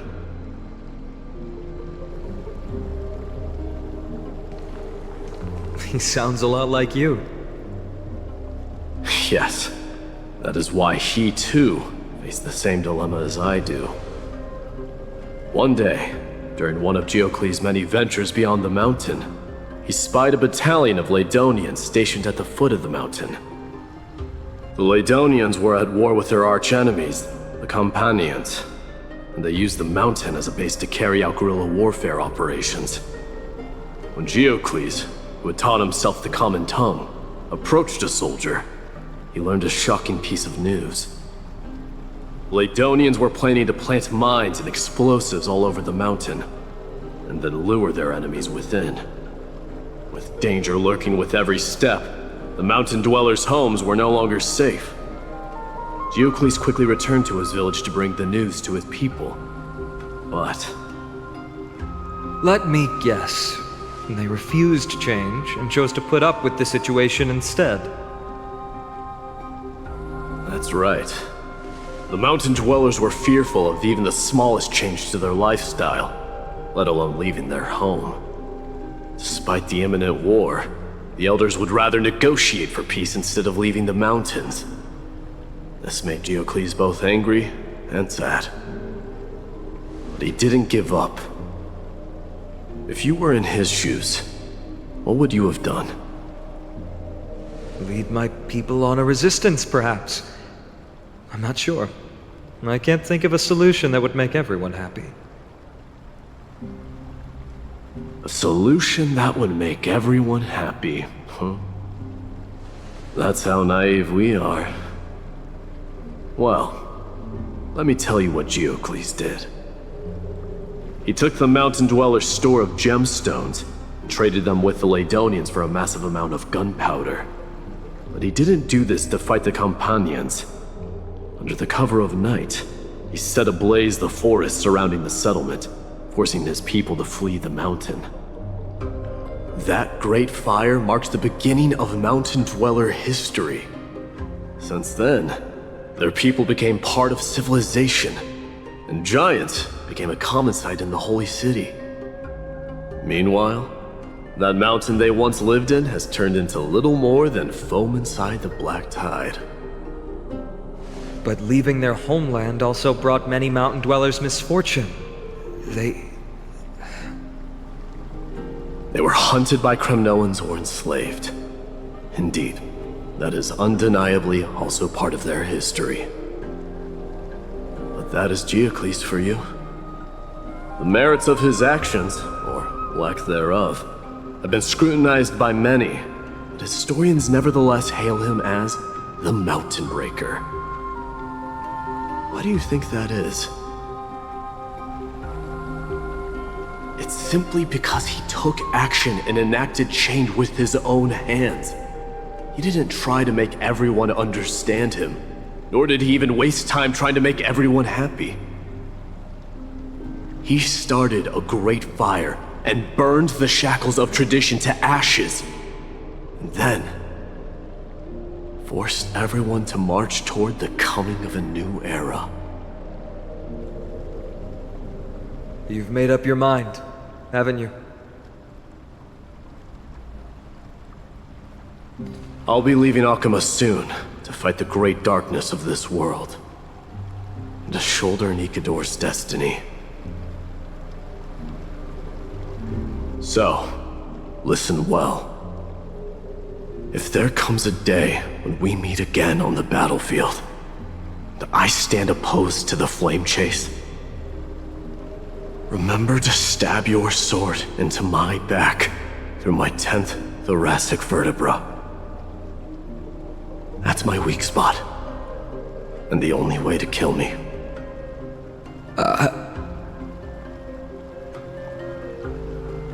You have my word.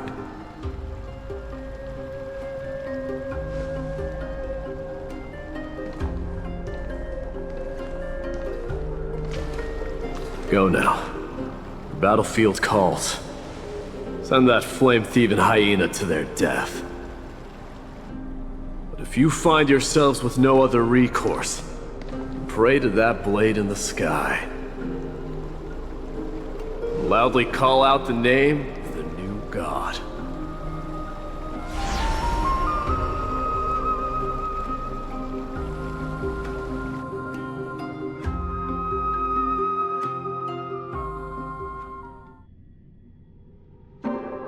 That's the sound of an all-out war. Not the kind of ruckus Professor Anaxa can raise on his own. Let's hurry. The battlefield is just ahead.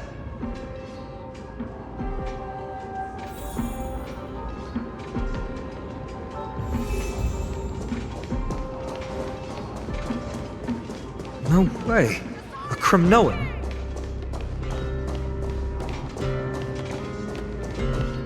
I didn't think she'd manage to send the Kremnoans to assist. Brave warrior, what's the situation on the front line? Then, Ackerman, why are you here? What? Didn't Aglaya tell you? We have been instructed to assist you in trapping the Flame Reaver. Aglaya, that vile usurper. I spit on her name. Our king will be back soon. He'll be able to deal with you and that black road.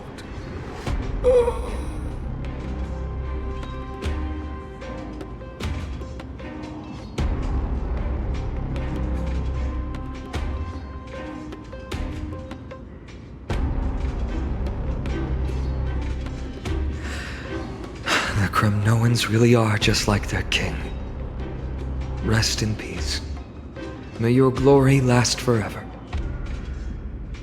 Did they come to fight on their own accord? Or...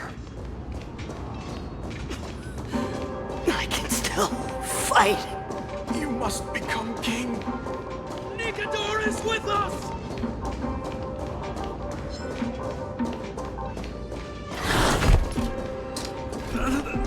We're almost there.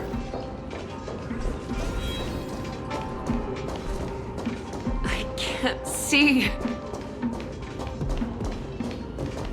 Once we take back the core flame, Yanis's passage will open. When that happens, you must evacuate immediately. Don't stay behind. The rest will be up to how well we work together. But remember what Mighty said before? Cast aside all distractions once you're on the battlefield. Let's go, partner. Today, destiny shall stand with us!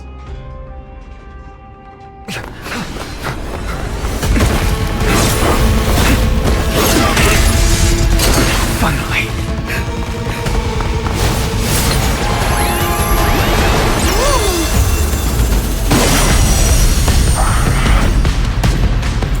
Pent in the memories of the dead! Executioner!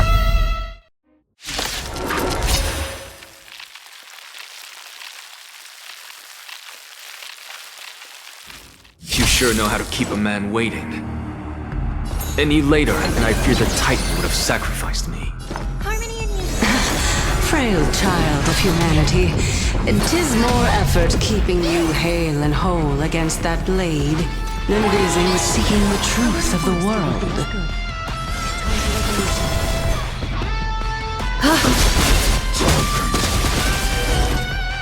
Together as one.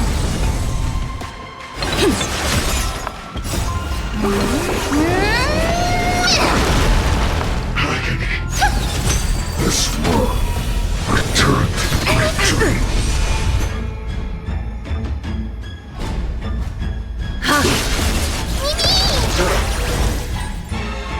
Converge and awaken.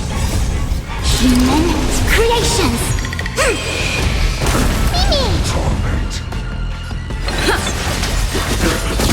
I hope for an end to strife in the world. Pressing it all together. Light. Stars echo. No more times. Mimi! Mimi, Mimi!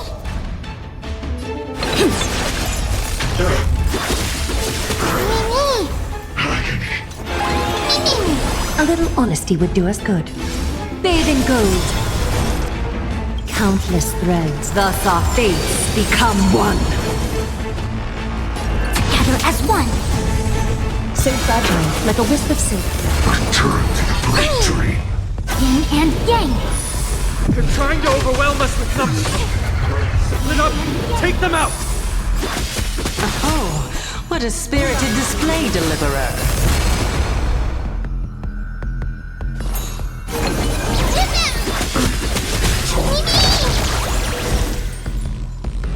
Converge and awaken. All things human creations.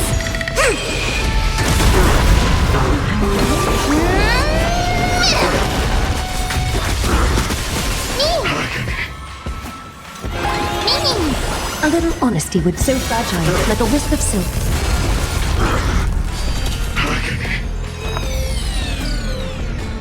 Get ready, Prof.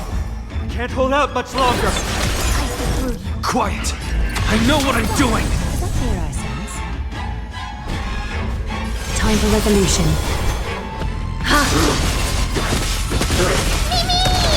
May song bring us victory. Resonate all together. Light, stars echo. No more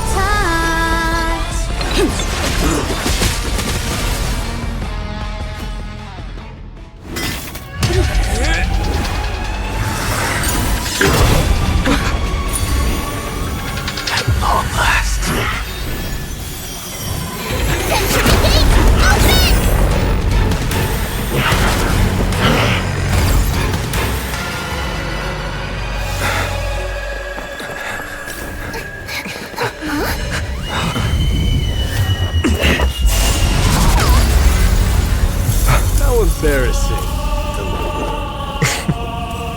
that didn't come down from the sky?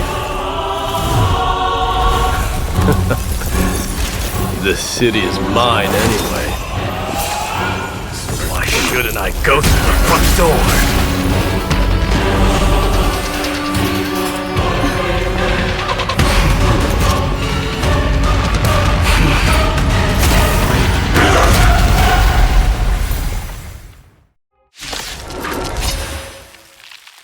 Minion of the Black Tide, I, King of the Kremnoan Legion, will be your opponent today. Long time no see, Nikador.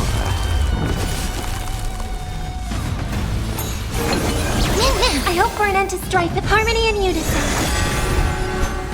Catagons, countless threats. Thus our fates become one. All lies shall be revealed. Mimi! Mimi! So fragile, like a wisp of silk. Such petty tricks.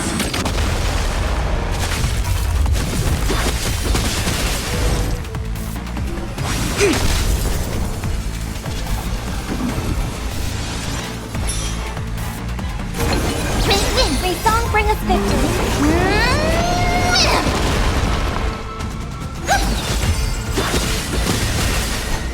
All lies shall be revealed.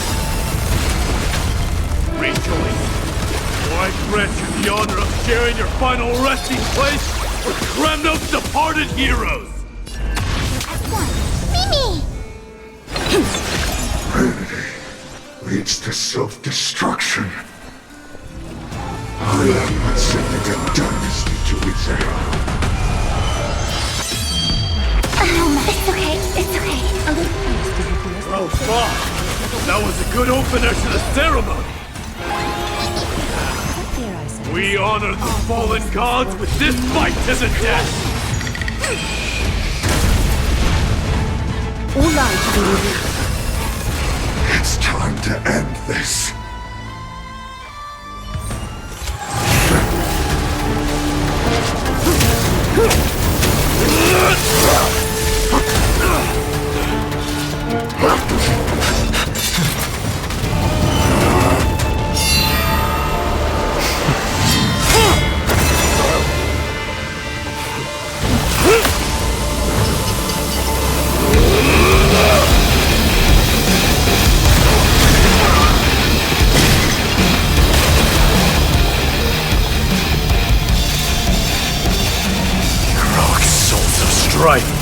Heed my call!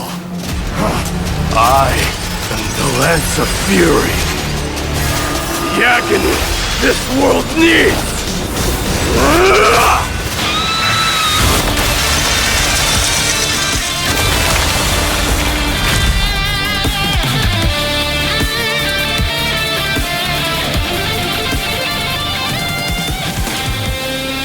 Witness this.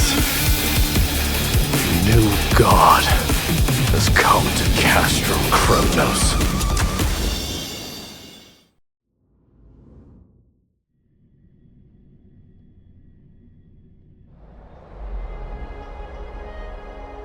Look! The warriors have returned! But are the rumors true? Has Ornyx fallen? It's as the Council of Elders said. We face a dangerous threat. Yet the Chrysos heirs are only inciting more chaos. They don't care about the people's safety. They really gave the core flame of strife to a Kremnoan at the end. What a noisy crowd. This, doesn't feel right. It's probably because Ornyx is gone. Ornyx was a generous titan in the eyes of the people. They graced us with miracles, allowing humanity to reap many a convenience from the past. What they don't know is that the Titan didn't do all of that of its own volition. Regardless, the Titan has fallen, and we must surrender Ornyx's core flame. A meeting with that woman again so soon? I just can't catch a break. Professor Anaxa, Why don't you find someplace to rest first? Matters that require Aglaya's attention are piling up. You two meeting again will, forgive my honesty, only distract her. Just try to stay on your best behavior, if you know what I mean. That's not up to me, I'm afraid. I've been trapped in her prison the moment I set foot in this holy city. The price of having a Titan living in my head, I suppose. Don't worry, I don't want trouble either.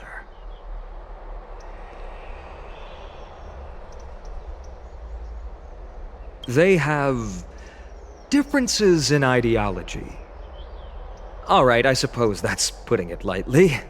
Don't worry, you'll figure out the intricacies of these relationships sooner or later. I'm sure you don't need my help handling Ornyx's core flame. So I'll be off. I have some personal matters to attend to. It somehow feels like D has closed himself off even more after he completed his trial. Yeah, a lot has happened in the past few days. You've been lost in thought for a while now too, Treeby. Did Trinon bring news? Yes. She has found Trian.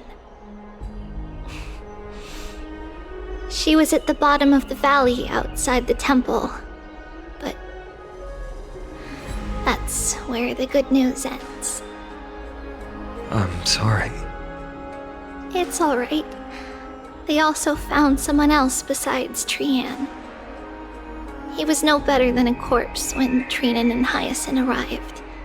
He had suffered more cuts than could be counted and leaped off a cliff from a great height, all to free Trian's body from the clutches of the black-robed swordmaster.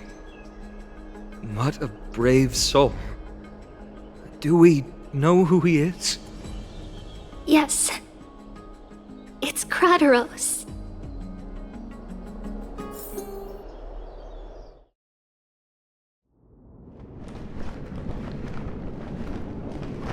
Stop!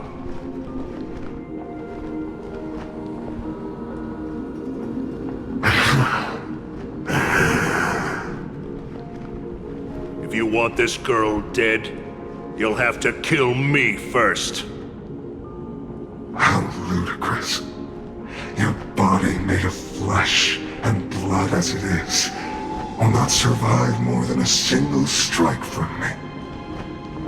Better to die in battle than return even in glory. As a Kremnoan, I know not the fear of death. She's lost her divinity. I have no interest in an empty shell. But answer me this, child of strife. Why do you raise your shield for her?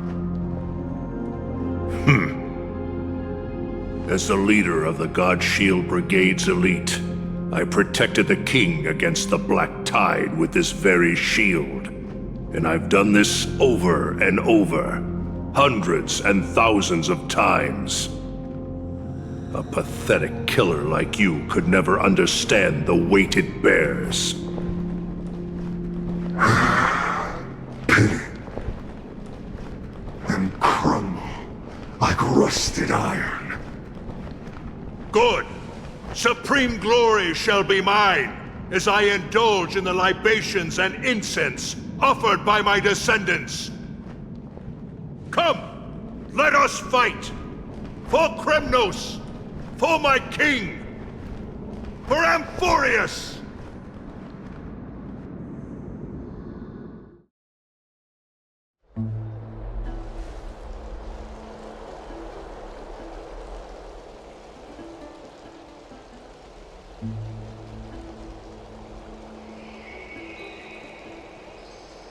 We foresaw this cruel parting 1,000 years ago. Today is but a reminder of that bitter taste. But Lady Aglaya, I I don't understand. It wasn't life itself that Lady Trian lost. Why does she look like she really turned into a doll? I don't understand. Don't be sad, Hyacinth. Trian has used up her borrowed time from Yanis, that's all. Her spirit is now riding the west wind, flying ahead to a world free of sorrow. If a world like that truly exists, does that mean everyone from the Grove is there too? It exists, Hyacinth. Do you not remember? The prophecy that guides the Chrysos heirs is the voice of Kefili before it fell silent. It loves all of its creations dearly, and would never bear to lead us astray with lies.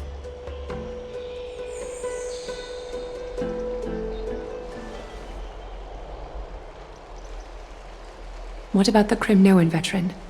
How is he doing? The Twilight Courtyard has done all we can. Even so, we've only managed to keep him from breathing his last. I had to use the Sky Priest's techniques to help him to walk again. But if light ever disappears from Akama for good... No. Let's hope that never happens.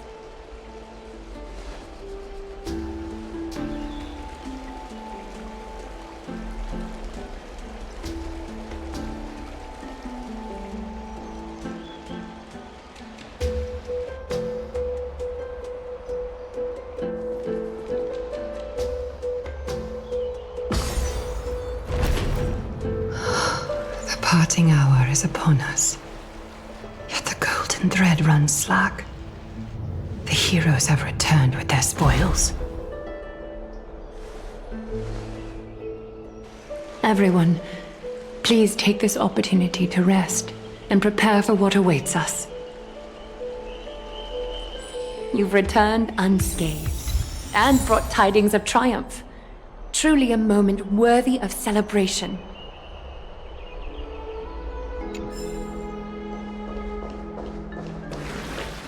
It's incredible to think that we returned Nikador's core flame not so long ago.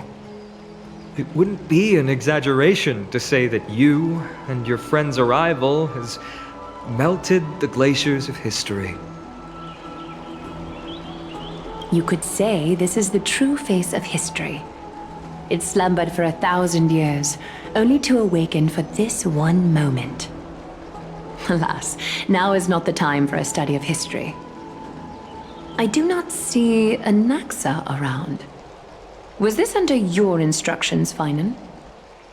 Yes, it just seems much more efficient than letting you two go at it endlessly. A rash decision. After all, he still bears a core flame with him. I do concur with your assessment of efficiency, though. Now, let us table the issue concerning him for the moment. The more urgent matter is the core flame of Orynyx. The Chrysos heirs had initially crafted a plan regarding the order to return the core flames.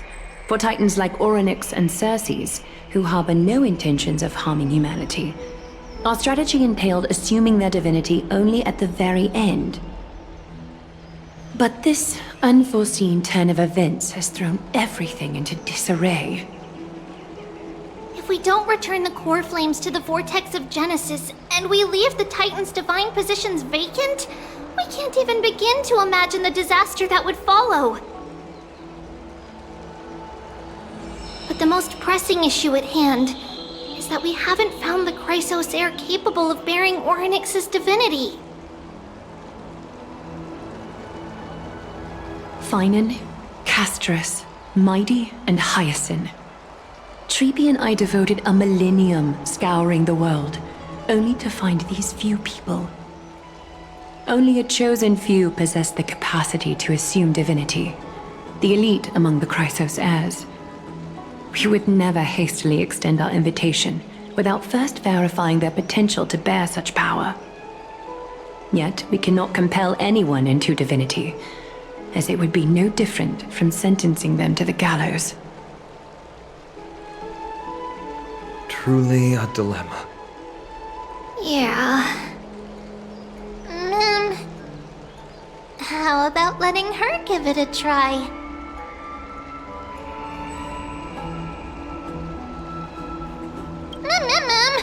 Mem special mem.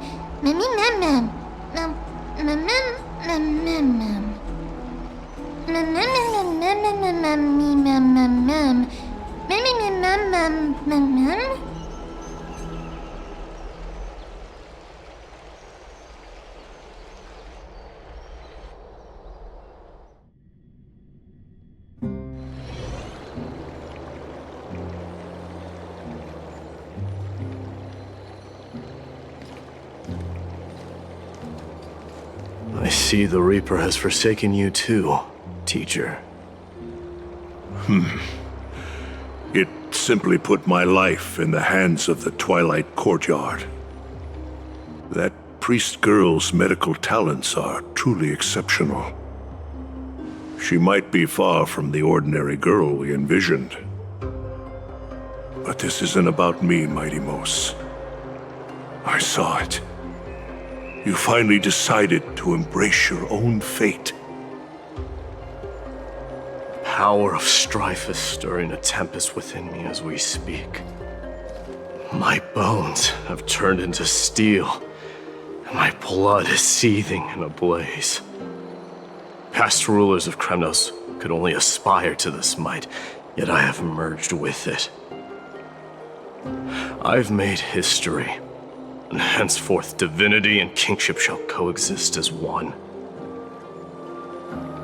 Indeed, you've realized the aspirations of every former king of Kremnos. And now, you can at last bring our people home and reforge the glory of Kremnos. Unfortunately, I harbor no such desire. What? What do you mean by that? Over 2 millennia past, devotees of Nikador's might banded together beneath their feet and erected a city of their own. Ever since then, Kremnoans have served as the blades wielded by the god of war, following the Titan's path in its conquest. Yet, gazing upon our history through the lens of my newfound divinity, I now see it with unprecedented clarity. This history is sheer absurdity and inferiority. People surge onto the battlefield like ants, plundering and slaying for their own greed, only to be trampled upon like ants. The city and the beliefs that Kremnoans hold so dearly, alongside the supposed tradition, are mere anthills that could be crushed with a single touch in the eyes of the Titan. You! Are you trying to strip Kremnoans of the pride we've amassed over thousands of years with mere words? That pride holds little significance, Krataros. Now that I've assumed the divinity of strife, my next step will be to renounce the title of king. No! No! Convey my message to every Kremnoan. This is an order. Do not do this, Mighty Mos! I beg you! Our history commenced in the year 2506 of the Light Calendar, concluded in the year 4931. I, Mighty Mos, last king of Castrum Kremnos, son of Gorgo, do hereby proclaim the Kremnoan dynasty comes to an official close today. You have killed us. You have killed us all. No. I am granting you a new beginning. What is this? My mother's signet ring. It served as a symbol of kingship, and I now imbue it with a fresh significance. Take it, and rally those who have lost their identities. Convey the words of Mightimos, now ascended to divinity. You no longer need to chase fleeting honors or face death on the battlefield as if it were your sole destination. However, you must adapt to fit into the city you once observed with indifferent eyes. A cruel fate awaits Amphorius. No matter how illustrious a dynasty may seem, it crumbles to rubble and gravel before formidable foes. Yet, you shall tread the only path out, one that leads to a brand new world at its end. Why task me with being your messenger? Why not explain all this to them yourself? Because only humans can guide the path to be trodden by humans. It's not the lot of humans who crave the power of gods and spiral into madness for it. But humans who stand ready to raise their shields high to protect the lives behind them. I failed to save that child. That is irrelevant. As demigods, they have long been prepared for it. What truly matters is that you showed up there and shielded her. The one who persuaded Aglaya to set me free that night. Was that you, Mightimos? Yes. She's not one to easily make a concession. What did you offer her? I staked my mother's name to guarantee the integrity of your soul to her. And I promised her that I would dedicate all I have to the Flame Chase journey. And what is next, Mightimos? Where will you be headed now? To the place where I belong, to fulfill my promise. The madness that has plagued Nikador and the darkness that has consumed Amphorius. It's now my turn to fight against it. There are some people to meet with before I leave. Let's go.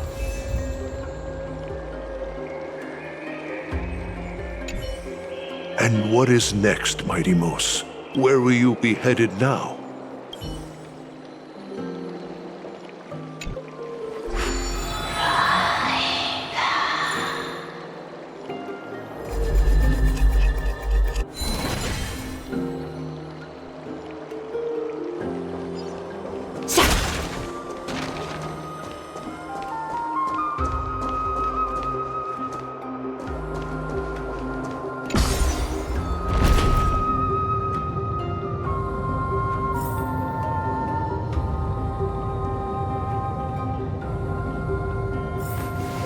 Reshape fate and weave a new beginning.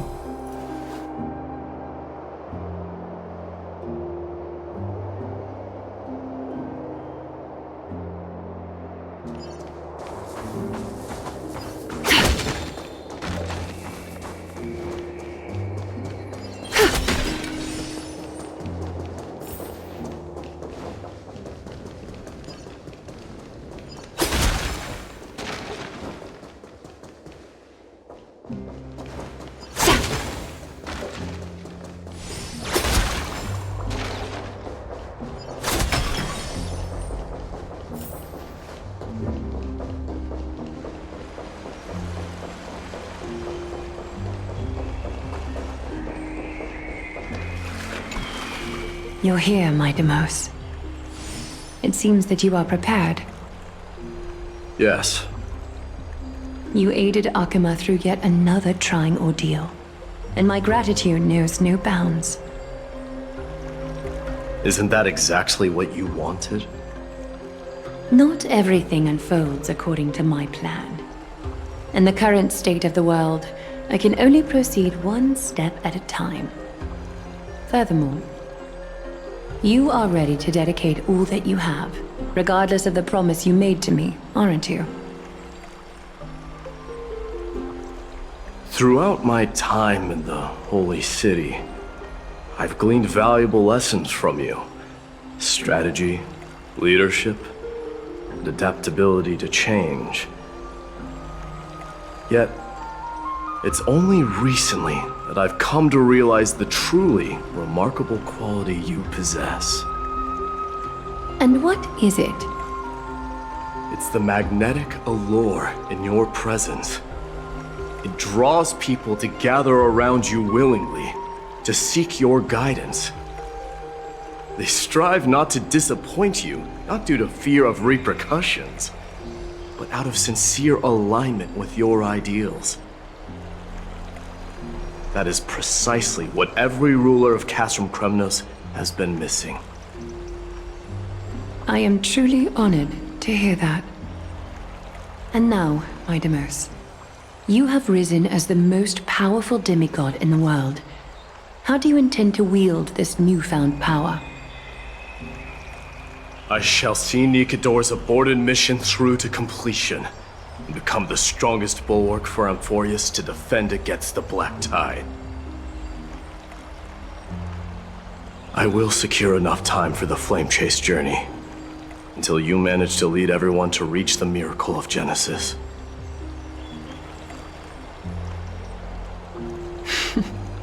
My Deimos, a new chapter awaits Amphorius. Yet, the one who guides the people to the destination need not be you and I. Huh. What did you see after assuming Nestia's divinity? Despite the passage of 1,000 years, every word of that prophecy remains as vivid as ever. You shall have your final bath in warm and radiant gold. Just as cryptic as all the other prophecies. What's the reason for the laughter? I was just thinking, if an ordinary person encountered these words, they would probably stay away from the baths for the rest of their life. But I cannot forgo the delightful experience a bath offers. So, I assume you also glimpsed yours, my Deimos? One day, you shall die with a wound in your back. Well, that is a rather straightforward scenario. If I were to be terrified by drivel with no basis, I would not have attracted your gaze and joined the Flame Chase journey in the first place. You speak the truth. May you be destined for a powerful fate, and may we reunite in the promised new world. Farewell, mighty.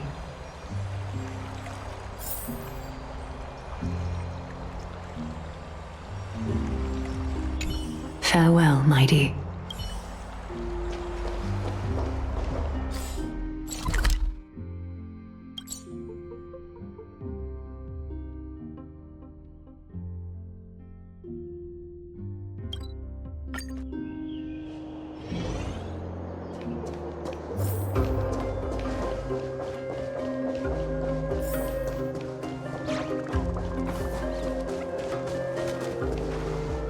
Is Lady Trebios not here? Lord Mighty! Hyacinth. So you are the physician Krateros spoke of. It's no wonder then that he was pulled back from the brink of death. You have my gratitude. I can take that as a compliment, right? I've heard about what happened at the Grove.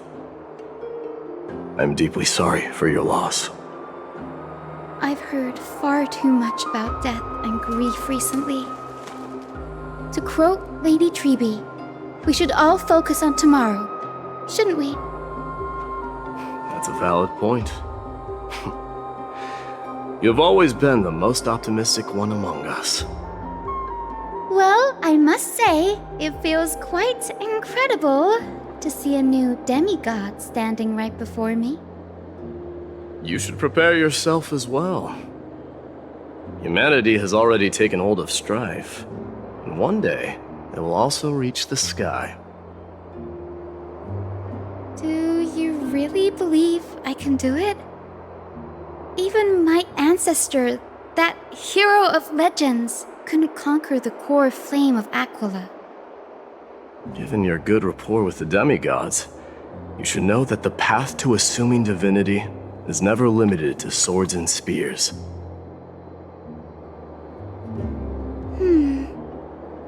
You've always been so perceptive, Lord Mighty.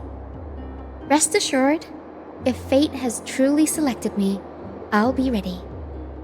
Right. You are here looking for Lady Treeby and Lady Trina, no? They're not around at the moment. Is there a message you'd like me to pass on to them? No need. I've already bid farewell to Aglaya. Meeting with the Oracle is simply a matter of courtesy. You've bid farewell? I'm heading back to Castrum Kremnos to fight against the Black Tide. In all likelihood, I will never again return to Akama. Oh. On second thought, there is something that I'd like you to help me convey to them. I'm all ears, Lord Mighty. I'll make sure to convey every single word. Tell them that there is no longer a need to send scouts behind enemy lines. With a single message, the Lance of Fury will target anyone who dares oppose Akama.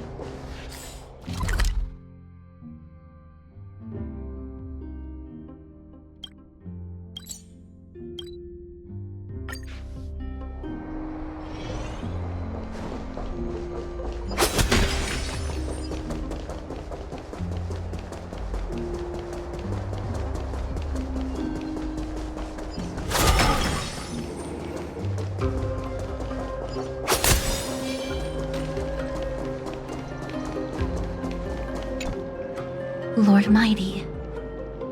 I'll be embracing my destiny before you do, Castorus. Can you feel Thanatos right now? I don't feel them at all, regrettably. You have been painstakingly seeking that Titan for so long. Have you ever considered reaching out to me for help? You mean... Death refused to ferry me. If you were to send me to the Netherrealm, I may uncover clues along the way back. I would never do that, Lord Mighty. Death is not a game. You're right. That may very well be the reason why my people have struggled for millennia. They underestimated the significance of death. So, are you returning home alone, Lord Mighty? Returning home, you say? Maybe. At this moment, Castrum Kremnos is not just my birthplace, but also my fated destination. Work harder, Castorus. Go and do what you have to do, so that the trials we have endured may have meaning. I will, Lord Mighty. May we reunite on the other side, where the warm west wind blows.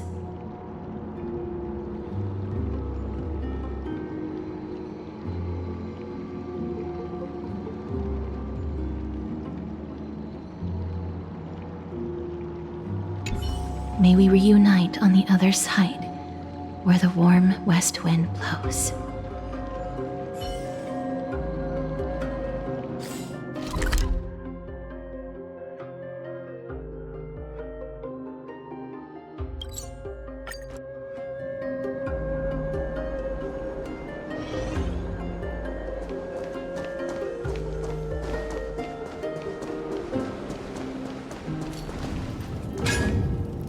The King of Kremnos, without the signet ring, but looking more like a king now. I'm no longer the king, Grand Craftsman. Matters not the title. Surpass all former kings your achievements have. I will honor your trust and liberate the world from the clutches of fear. Nevertheless, I must request that you continue to watch over Phainon, Cartonis. I have a feeling that his fate will weigh heavier than all of ours combined. Keep Phainon in mind, I will. Return to your home, brave king. Together with everyone, I shall remain here. That thunder from Castrum Kremnos we wait to hear.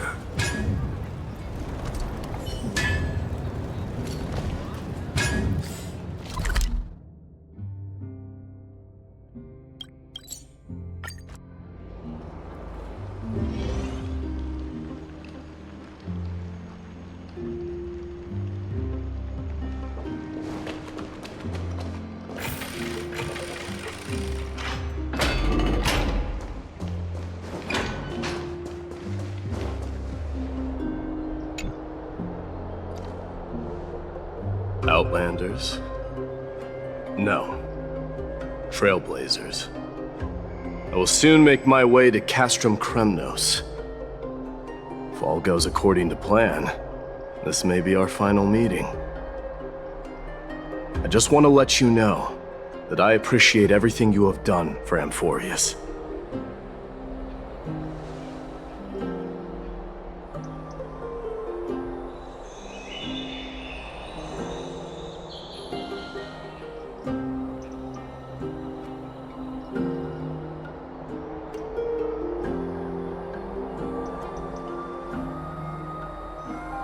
That means a lot to me. May success accompany your trailblazing wherever it leads. How about you let me guess what's on your mind?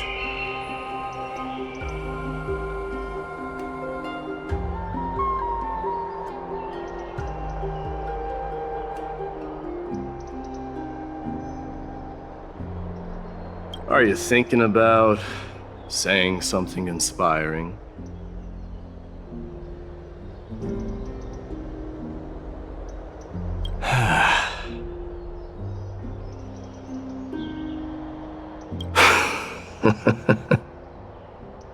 Now that I bear the divine within me, I can get the vague feeling that you have a great significance for the future of Amphorius.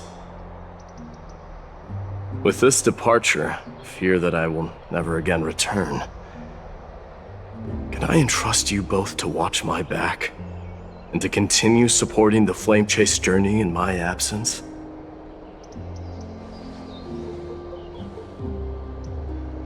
You have my gratitude. Then, farewell. Yes?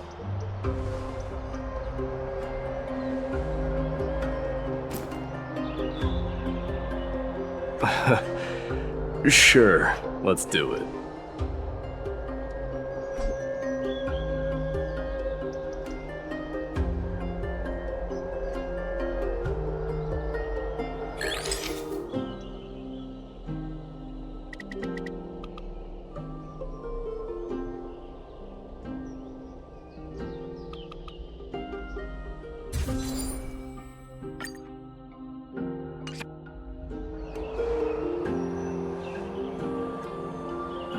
Well, feels peculiar, I suppose.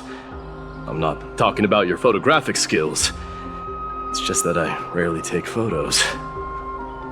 But this one, it's pretty good.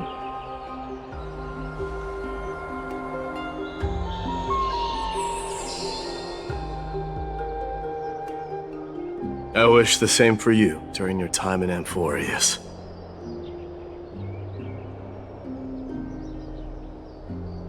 I wish the same for you during your time in Amphorius.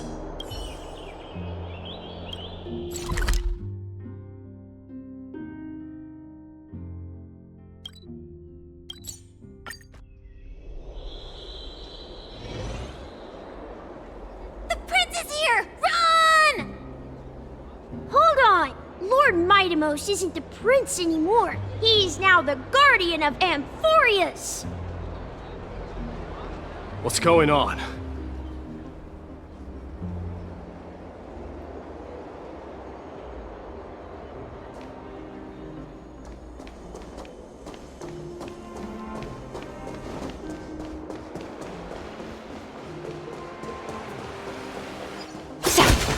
We salute the guardian of Amphorius!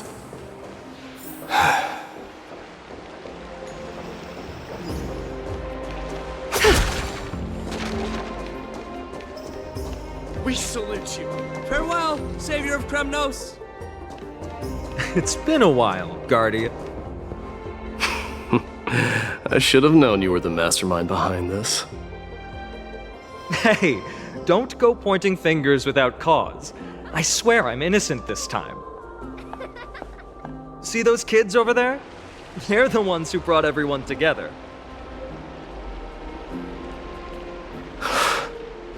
I admit, that took me by surprise.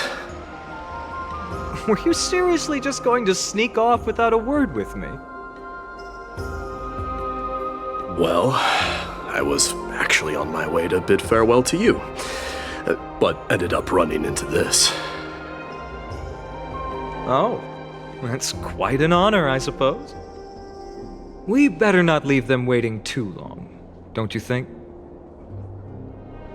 The road to Castrum Kremnos from here is long.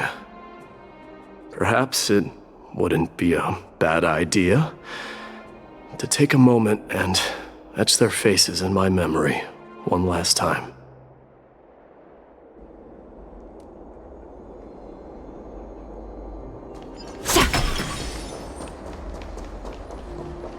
I think I see Have a safe journey. more than just the Kremnoans here. Have a safe journey. We salute you! You're now the guardian of Amphorius, after all. I'm thinking maybe it's about time the god of strife gets a new name. For us, Guardian. How about the god of solidarity or preservation? Dong Hung mentioned that one to me.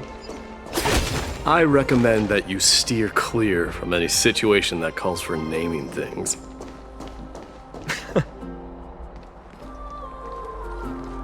All right. It's about time for us to part ways. Any final goodbyes you want to share?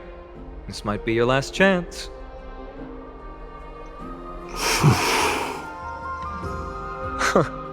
Why so quiet? I thought divinity would wash away some of your sentiments. Do you truly feel as carefree as you seem? Or is this just a facade you wear? You know what? You sound just like Aglaia at this moment. But you're not off the mark. I just thought that putting on a nonchalant front for this occasion might help us preserve some dignity. I can see through your deception, even without the power of mind reading. Am I really that terrible at controlling my facial expressions? Well, with that said, thank you for aiding me in defeating my archenemy, Mightimos. No need to thank me. This triumph brings no delight, nor does it signify closure. You understand that more than me. Indeed. In the end, I still haven't unraveled the mystery behind that black-robed swordmaster. And I can't even ascertain their demise. Maybe I've never managed to cut off my destiny. But that matters not. Pain may be cured, but scars remain, and this should not be effaced. Even with the divine might of Ornyx, you cannot stop the past from leaving its marks in our blind spots. Can you genuinely let go of everything as soon as that swordmaster is dead? That's impossible. Revenge is merely an obligation that must be carried out, and no one can find mental fulfillment through it. You're right. Look forward. Chew up and swallow your past. And make sure emptiness and bitterness are not the only flavors you know. Remember that there is a whole world behind you waiting to be saved.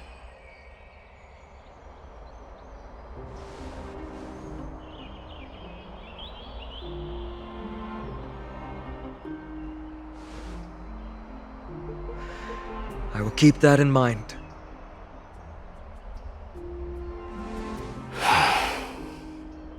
I have a final favor to ask.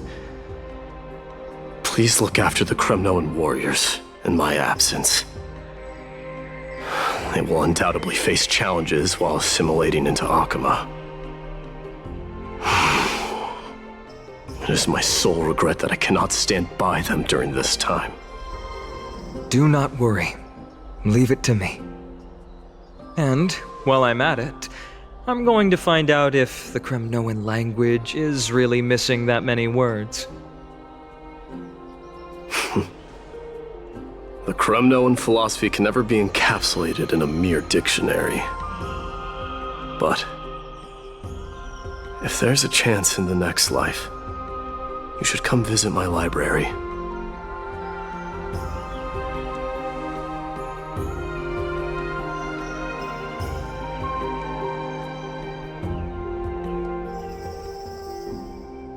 I'll be on my way, Deliverer.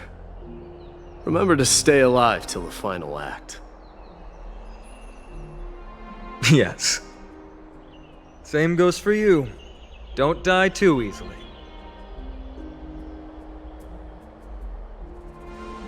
May triumph always be yours, Midamos.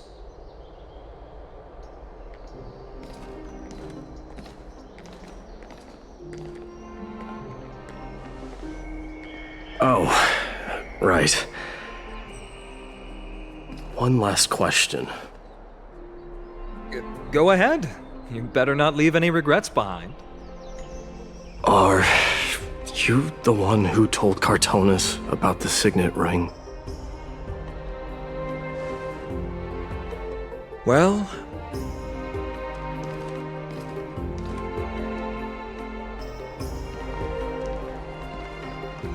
who knows?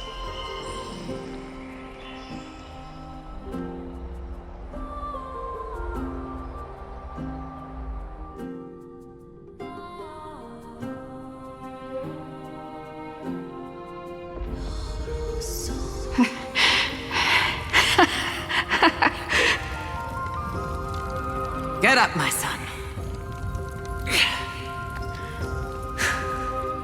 You showed great courage in today's training. Let's wrap it up for now. Yes, Mother.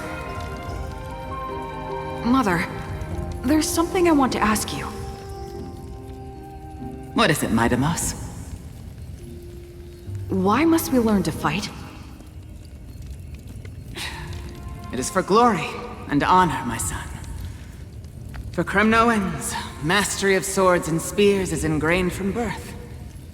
And the battlefield is our destined end. Is that really the way it is, Mother? What makes you say so? Because you don't sound entirely sure. You're right, Midamos. I once believed those words, without question. Until your father cast you into the Sea of Souls. It was at that moment I realized how everything I believed in was utterly hollow.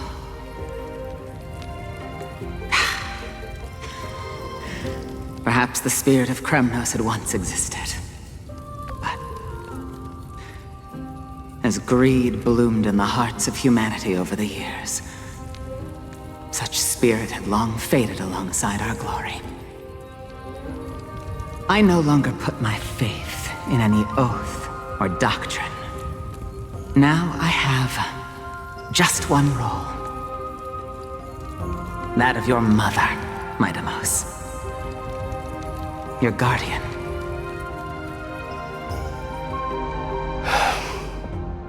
That dream always ends there.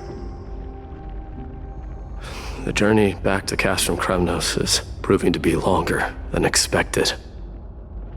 Krateros said that shortly after my fall into the sea, my mother challenged my father to a duel. She died through father's treachery, and I never saw her face. Yet each night she would show up, waiting by the flickering firelight. I always anticipated the sequel to that dream, believing she had more words of wisdom or guidance to offer. But now, I think I finally come to understand. That is all she wished to tell me. And now, I too am left with but one role.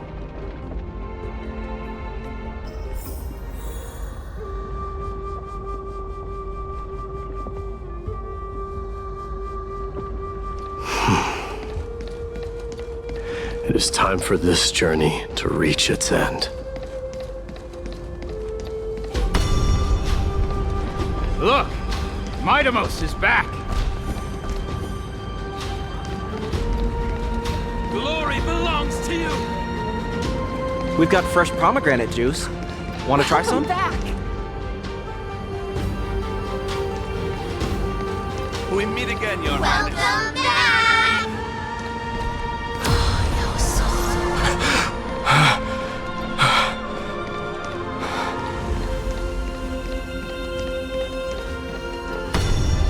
How was your training? Ooh, say, come and check out what I just wrote. You're looking well. Deimos! Did you just come back from training? Nikador defend you!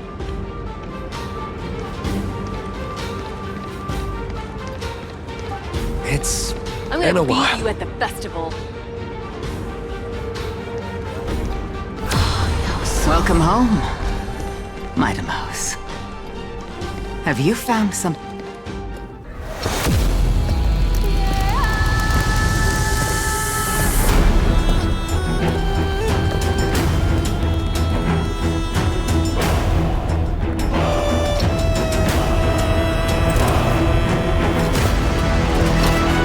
The son of Gorgo will be crowned in blood! The son of Gorgo will be crowned in blood!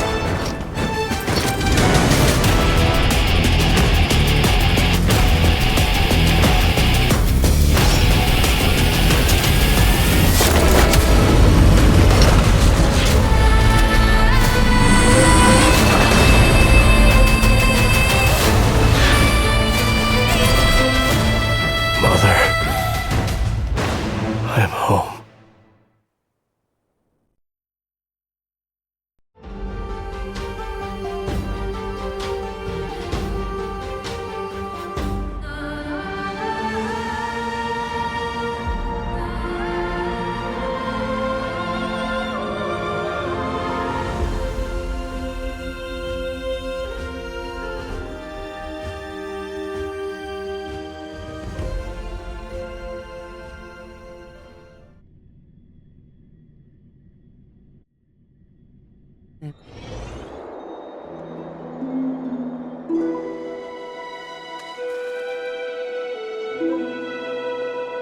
We smell sunlight and the wind of Akama. This was your favorite spot, wasn't it, Trian? Lady Trian, why did it have to end up like this? Take it easy, Cass. Departure is a part of life. It's just that ours isn't as tumultuous as it is for ordinary folks. When we started our journey, Yanis had already provided their prophecy. Just like how that Titan divided themselves to create the countless passages in the world. It's only natural for us to follow the same path since we inherited their destiny. If you don't mind, Treeby, are you still willing to unveil that past for us? The past regarding the prophecy?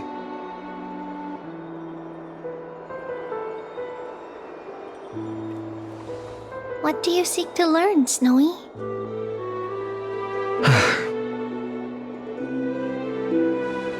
Mightimos has left the city to face his own fate.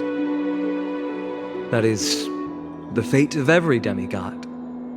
We will all eventually let go of our past to follow the same path as his.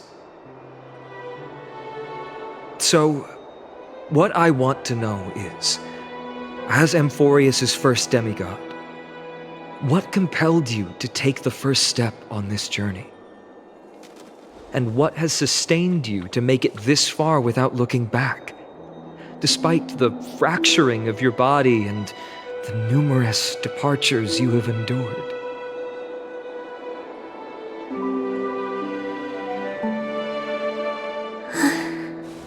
All right. Teacher, are you sure about this? Dee is already doing what he has to do. What reason do we have to keep it from them? Let's go, everyone. Let's go to the abyss of fate and see how it used to be.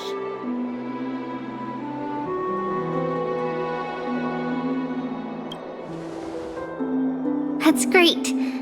Thank you. Trinan, would you mind? Treeby, are you not coming with us? I want to stay here with Trian for a bit longer. I see. We'll be off then. Take care. Since you have made your decision, then let's proceed as you wish. See you later, teacher. Cass, are you not going with them? No. I'd prefer to remain here to accompany Lady Trian. She hated being alone. What's this? A little gift that I had hoped to deliver to her personally, though fate had other plans. Oh. So you saw us arguing that day? Yes. I figured Lady Trian would like it a lot, so I bought it. I see. Cass, you know, I recognized it immediately that day. It truly is an authentic piece from Yanisopolis. Then why? It's just that Trian had forgotten far more things than I. For example, she forgot that this glass object meant something unfortunate according to the traditions of our homeland.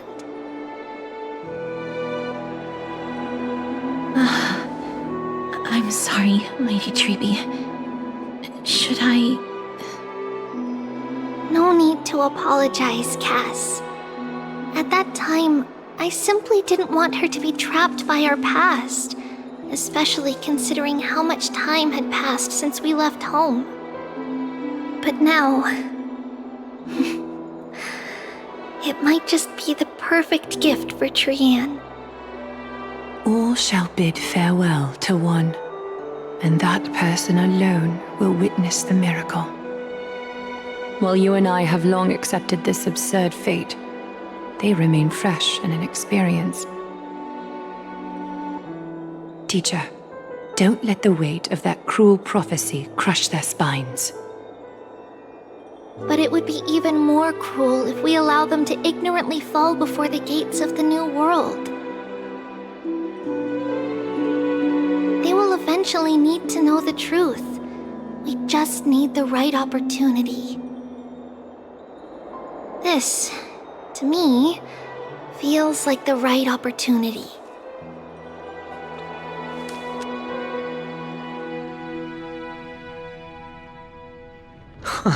So, this is how the Temple of the Three Fates looked back in the day.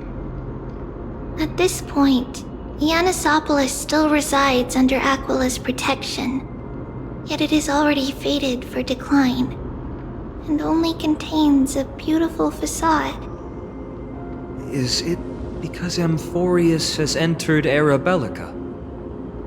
Yes, strife remains distant from this part of Amphorius right now. But in 5 years' time, at the same entry hour, this temple will become the source of another war. Then, where are you at this time? Right over there. Why does she look somewhat different? It's because we don't quite recall how we used to look. Oh, my apologies. Please don't. We should be the ones apologizing. Come, everyone. It's time to witness our last conversation with Orynyx.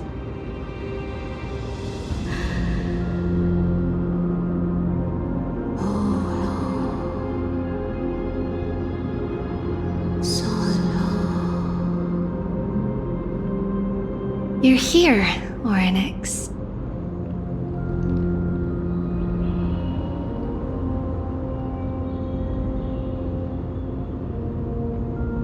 This is our memory, so your senses are also aligned with the Trebios of that moment.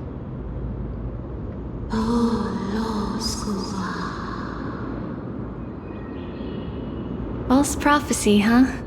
So you still think that way?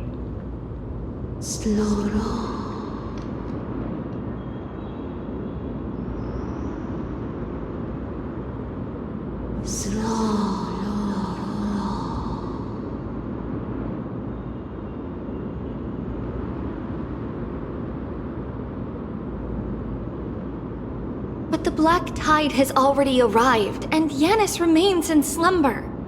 If even the God of Passages, known for guiding mortals, cannot resist this catastrophe, then what can we do against the incoming destruction?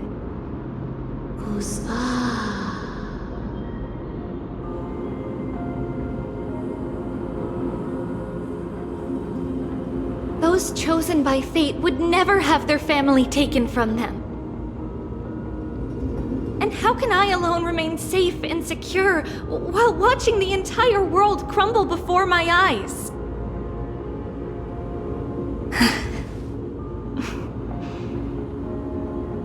This might be our last conversation, Orynyx. I will do everything I can to protect you from the Black Tide.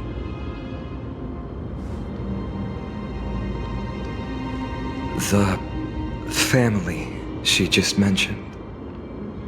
It's our mother.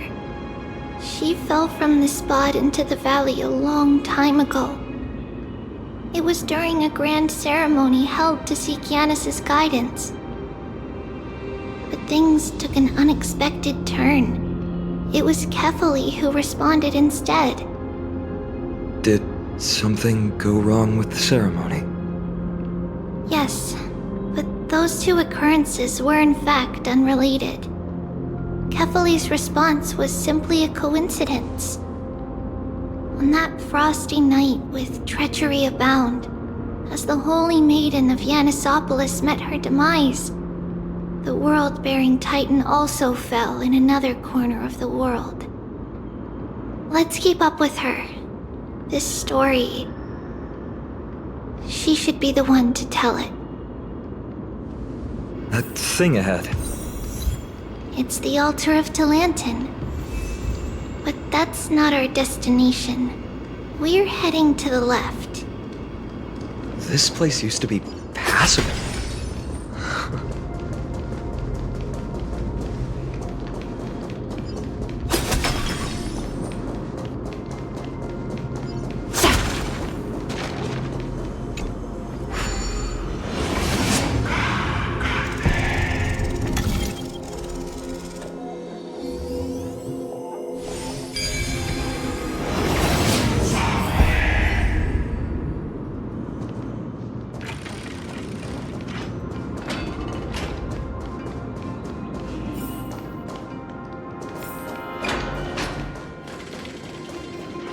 I never thought there would be such a hidden space in the abyss.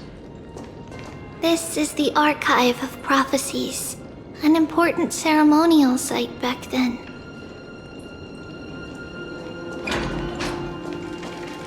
Is this Giannis's maze that Trinon used for divination in the past? Not only that, it also serves as a lock. Our childhood abode lies sealed within. This is the largest puzzle I've ever laid eyes on. And it even acts as a door lock. Should have expected something like this in the homeland of puzzles, I suppose. So, how are we going to solve it? Just follow the designated path and let the stone ball fall into the pool twice. Seems pretty straightforward. Even Mighty might be able to complete it in a single try. That's not talking smack. It's clearly a compliment. Mighty.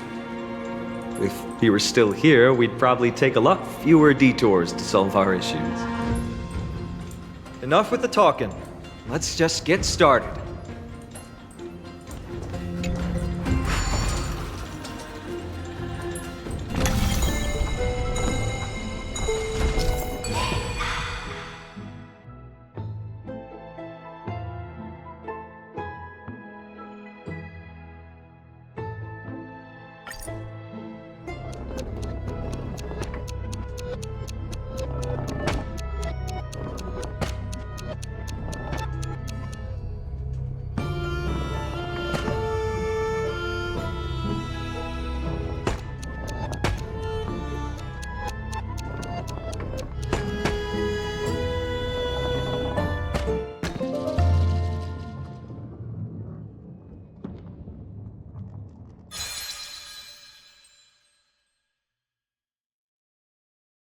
Impressive. You too have the makings of a high priest now.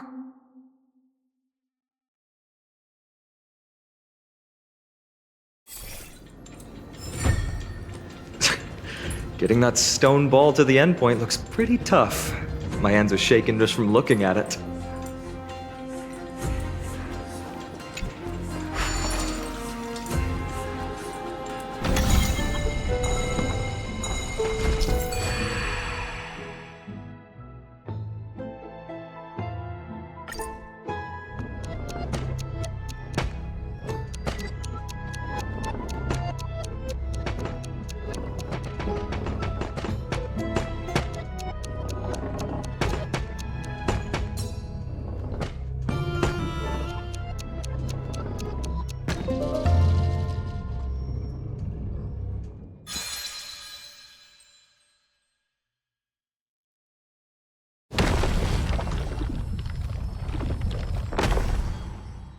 The secret door is open.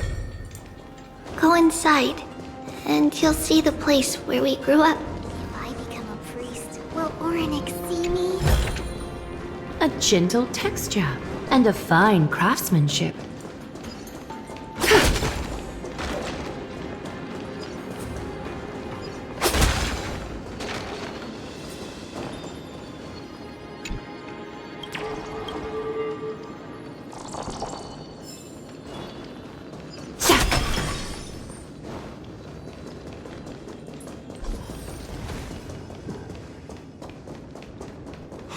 praise the law, the lantern, scale of justice.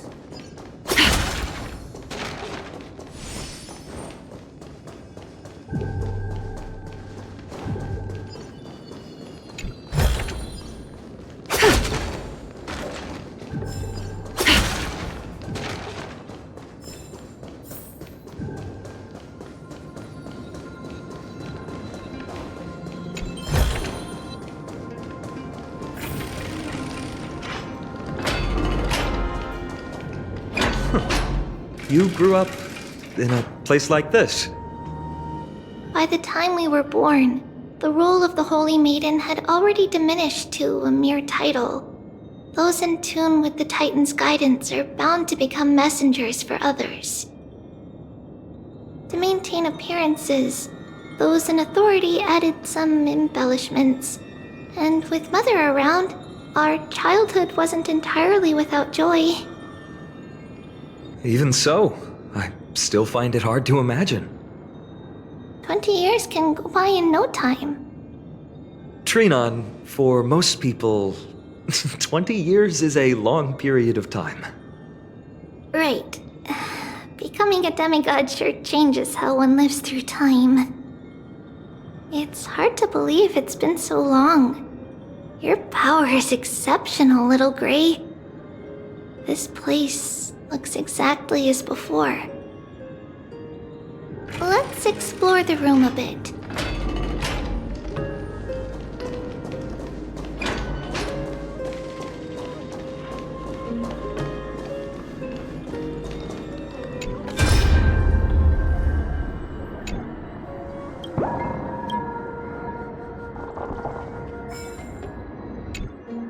The shelf is packed full, but all I see are annals of geography for various cities. There are also documents about various kinds of Titan worship. Because we believed that we would need to travel great distances to convey Kefali's prophecy to everyone, and should learn about the terrains and customs of various places beforehand. Back then, our memories were still sharp. 10 years was enough for us to memorize all these. Mother left us these scrolls too. When we were young, she would read them to us as bedtime stories. Her stories were so engaging that we could vividly imagine all of Amphorius in our dreams. Unfortunately, only after Mother was gone did we realize that what was written in the scrolls was far from engaging.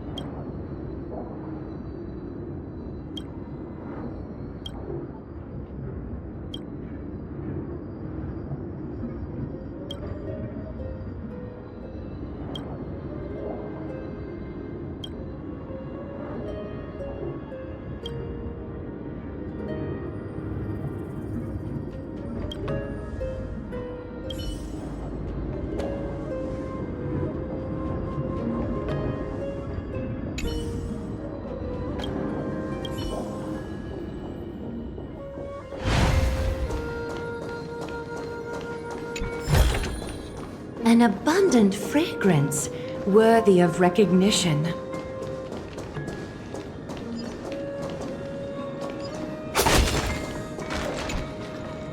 There's a blackboard here. What's that drawing on it? That doesn't ring a bell. It should be something we invented during those 10 years.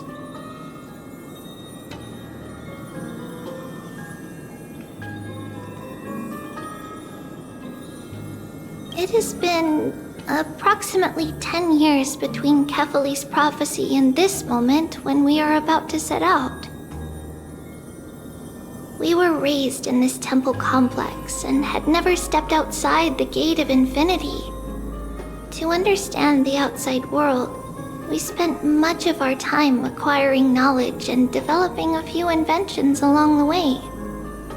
Sadly, the inventions served no purpose except to deliver letters, and the knowledge we gained has all faded away by now.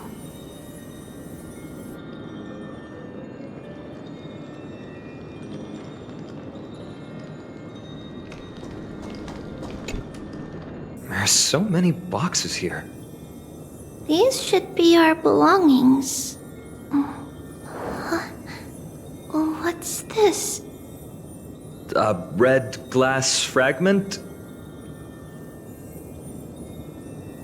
We were still very young the first time we saw it.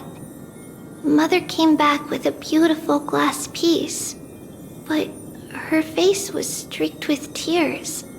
She simply placed it on the table.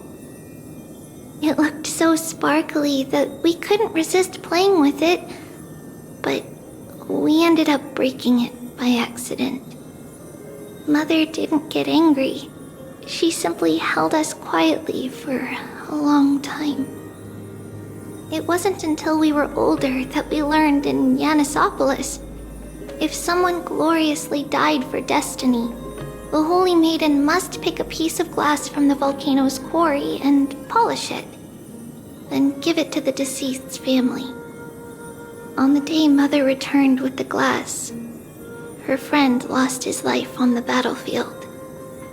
Since he had no family left, Mother had to keep it herself.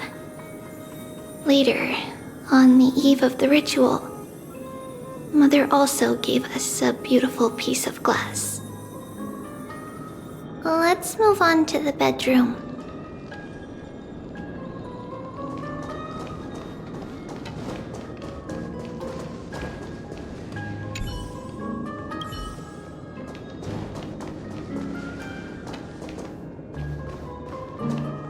It's Trebios.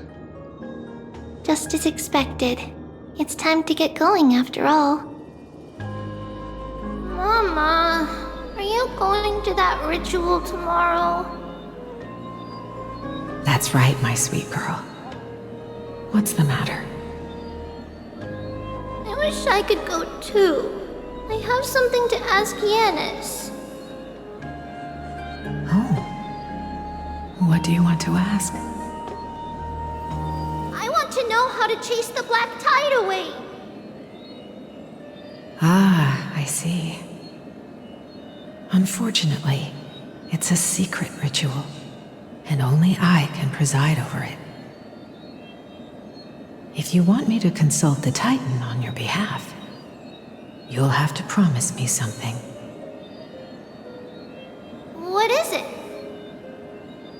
Be a good girl and go to sleep now. And whatever you dream of, don't be afraid. Just sleep through the night until morning comes. Until the next time Aquila opens their eyes. Can you do that for me, sweetie?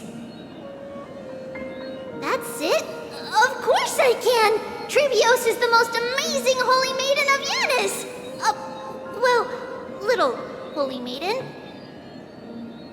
But why, Mama? Because this ritual might take a long time. How long? Tomorrow, my sweet child. I'll be back tomorrow. If not tomorrow, then the next tomorrow. If not, the tomorrow after that. But if I still haven't returned for a very long time, that means the ritual has succeeded. It means I found a way to chase away the black tide and reach the new world on the other side. But for various reasons, I can't return to bring my sweet girl with me. But I'll be waiting for you there. As long as you stay brave and kind, we'll meet again in that new world. It's the end of the west wind, the black tide's other shore.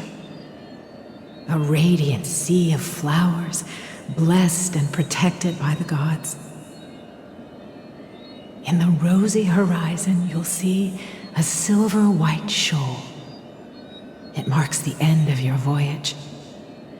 The haven, free from storms, cold, and heavy rains. No sorrow can linger there. That is where I'll be, waiting for you. Wow, that sounds just like the island from my dream. Oh, I know. I'll turn the moon into a ship and the stars into sails to go find Mama.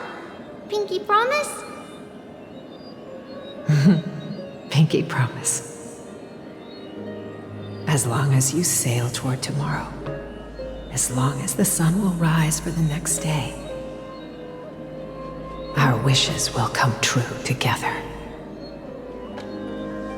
If the final murmurs of the Titan are true, if such a place really exists on the shore beyond the Black Tide at the end of Genesis, then our promise still stands. Please, wait for me, Mother.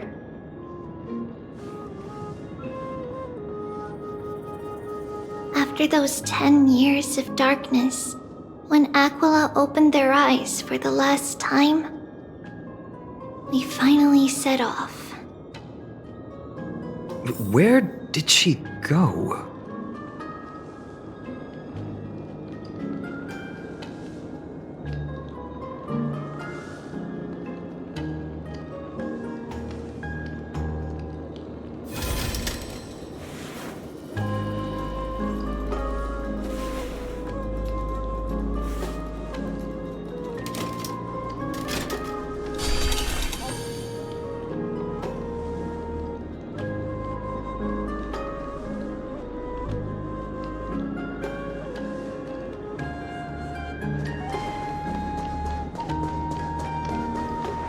This way. Now, we'll go through this shelf. But how? With Yanis's power?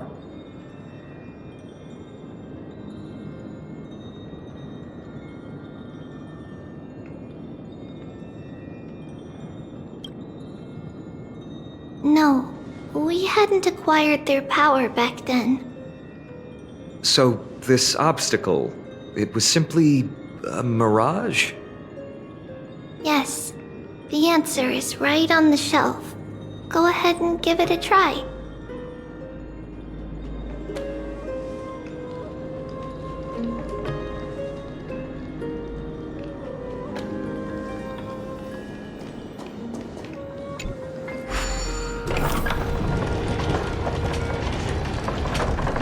It's a secret passage.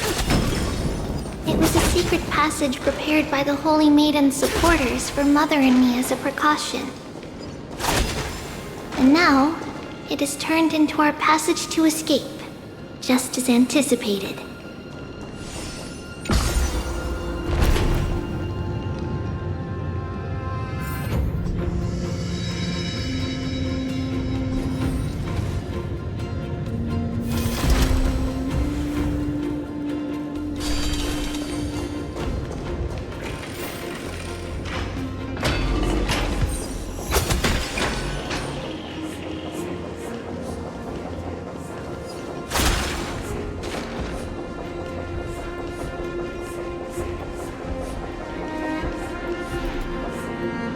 The path to the temple was in quite a state.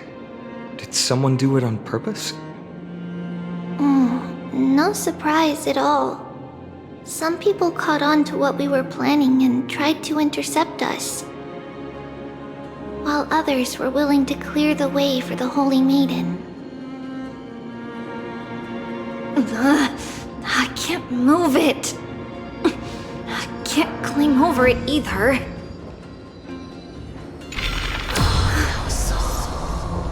Time Titan? Is that you? Someone will help me.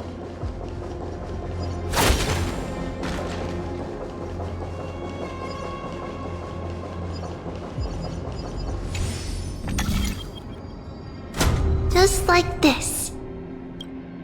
Regardless of our actions, the past will remain unchanged. It was someone else who helped Trebios in the actual events of history. We don't remember the details.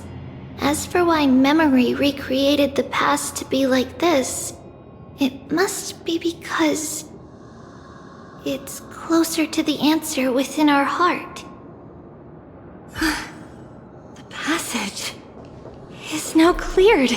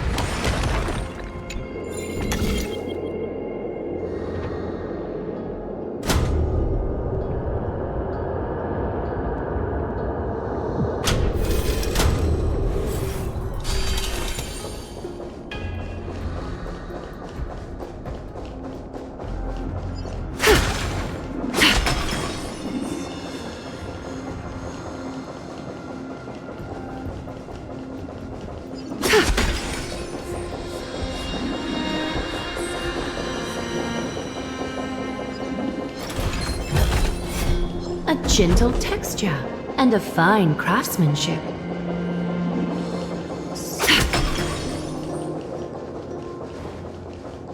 Ornaments. Thank you, nameless god.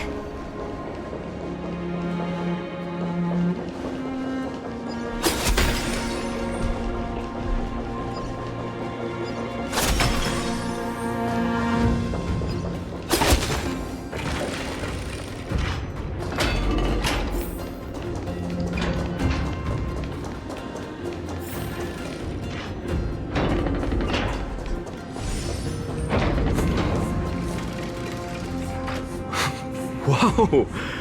It looked truly magnificent back then. Relax. Take it easy. All these people, they're just civilians, not enemies, correct? Mostly, but it might not be the case later on.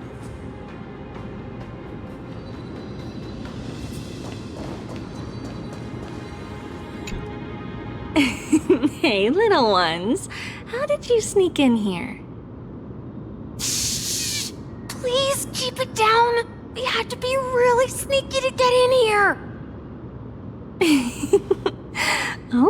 Okay. But what did you sneak in here for? I heard there's a lovely holy maiden living in the temple, and I want to meet her. I couldn't stop her, so I had to think of a way to sneak her in. Oh, really? I was here to meet the Holy Maiden as well, but the guard said she had to go somewhere far away today. Huh? What a bummer. Mommy even asked me to bring her gift to the Holy Maiden. It's getting late. We couldn't go home now, okay? Okay then. We'll come back next time. Thank you. By the way they are dressed, the siblings look like civilians living outside the temple. Mother mentioned that when she was a holy maiden, she caught a girl sneaking into the temple to steal the tributes. Stealing from the temple was punishable by death, but that poor girl had no family and just wanted something to eat. So Mother took her outside and even gave her some food. Perhaps these two children are the descendants of that girl from back then.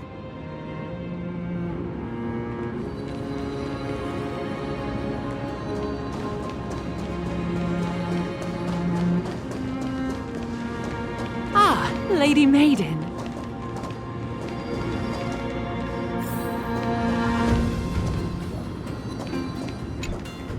Lady Maiden, you need to dress warmer.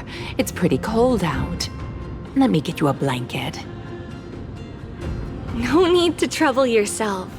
I'm just going for a quick walk. All right, but please take care of yourself. Your mother made us promise to look after you before she left. It's been a while since I last saw you. I just realized you've grown into such a beauty, just like your mother. Oh, here, have some of my sweet pastries. She used to enjoy them, so maybe you'll like them too. What's wrong, Lady Maiden? I'm fine. It tastes really good. This lady is Mother's old friend. When we were little, we sometimes got to eat the sweet pastries she brought back. We've always remembered the familiar taste, and only now do we learn where it came from.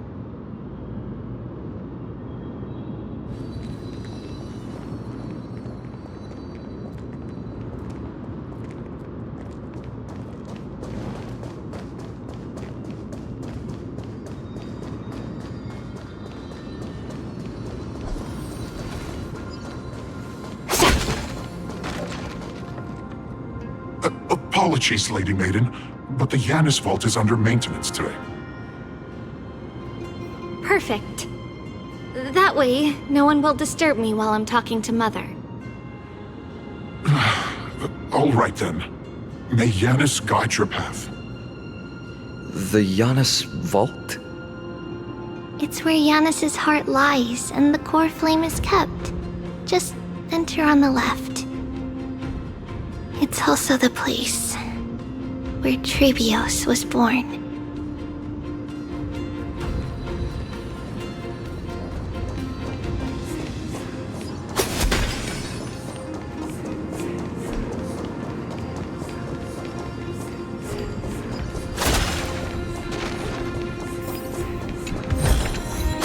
A gentle texture and a fine craftsmanship. Trebios. What does that name actually mean? The one with 3 lives.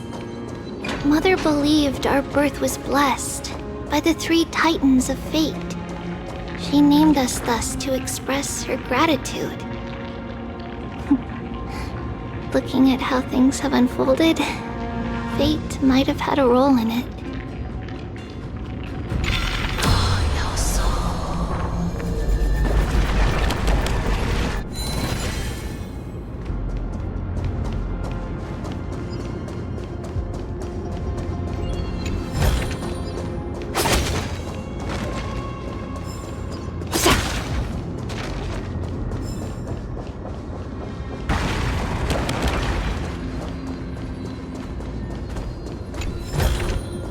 An abundant fragrance, worthy of recognition.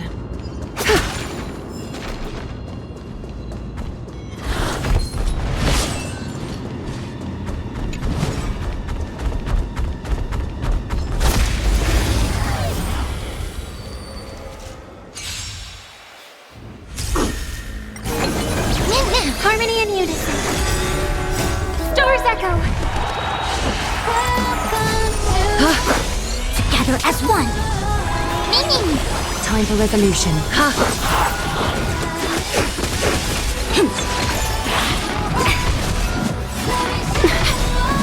Thus our fates become one. So fragile, like a wisp of silk.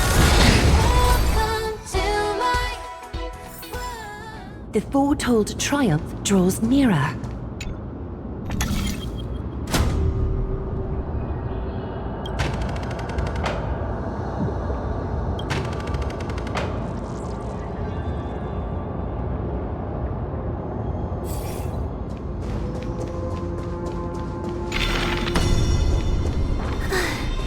Finally, the Yanis Vault is right ahead.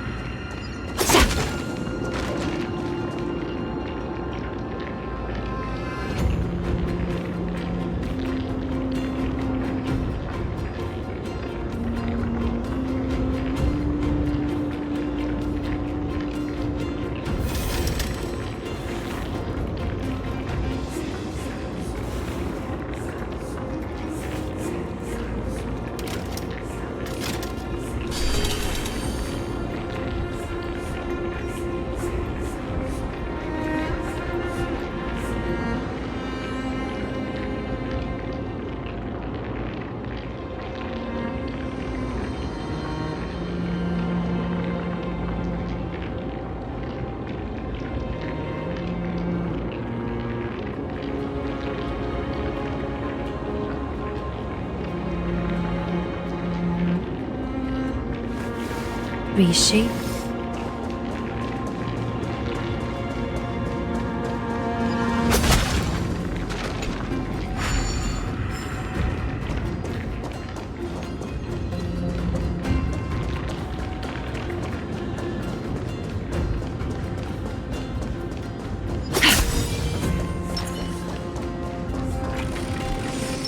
Infallible.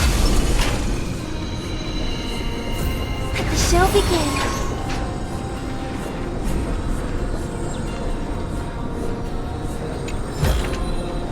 Oh, not bad. Not bad at all.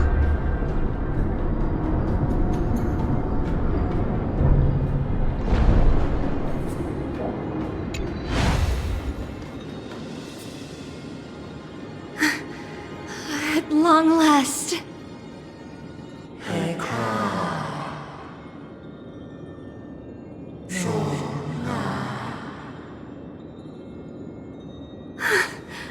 I knew there was some sanity left in you, Yanis. Just as I thought, you too have been confined.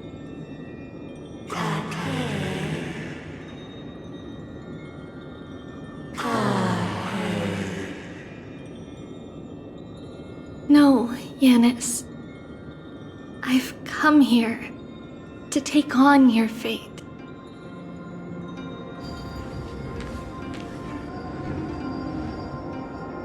By the blood of the Lamb and the strength of my blade-wielding right hand, I am Trebios, the listener, the announcer, and the witness of the prophecy. I, the Holy Maiden of Yanisopolis, the Walker of the Infinite Paths, have come forth to assume your duty.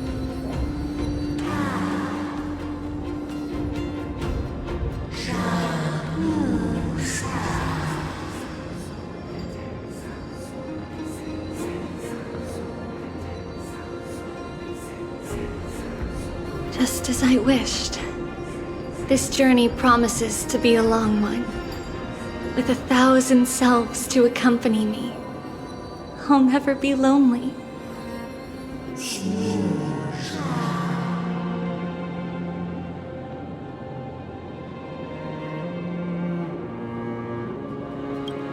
No matter. My hands are not made for bearing arms. But my feet are destined to embark on a journey for the benefit of all.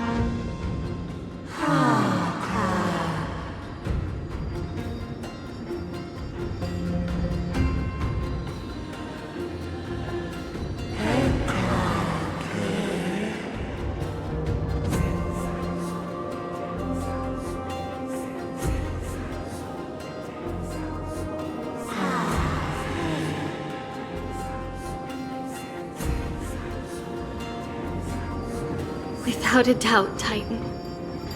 Let the prophecy shatter me, so that I may open a myriad of paths for this imperiled world.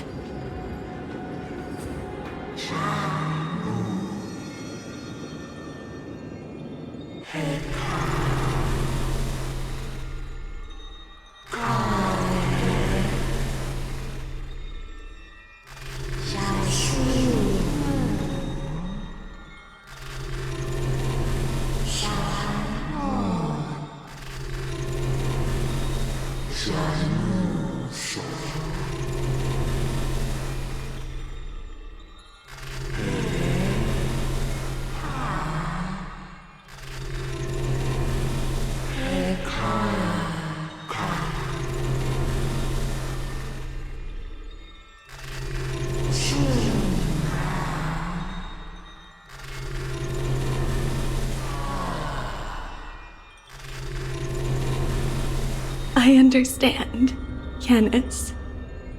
Thank you. Now, may you rest well.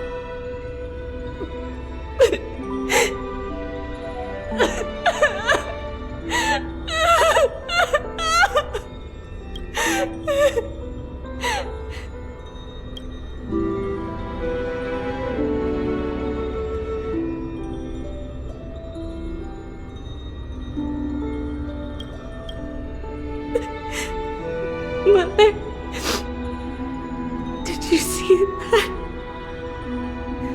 I have assumed my duty and stand ready to set out.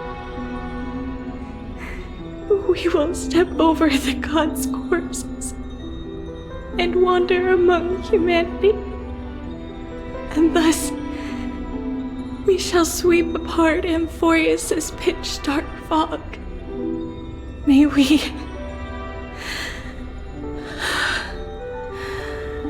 the world follow the myriad paths trodden and reunite at the end of the west wind, where flowers bloom in spring. Mother, I shall see you tomorrow. Who dares lay hands on the core flame? Drop your weapon and surrender at once! I knew this would come. It's opening up! Move aside and get ready! The Holy Maiden?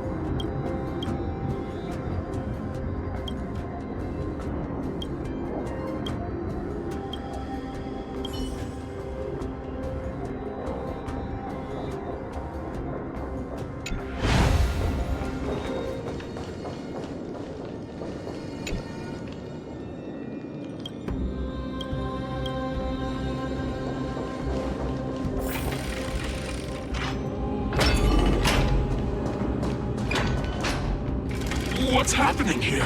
Lady Maiden, where's the thief who stole the core flame?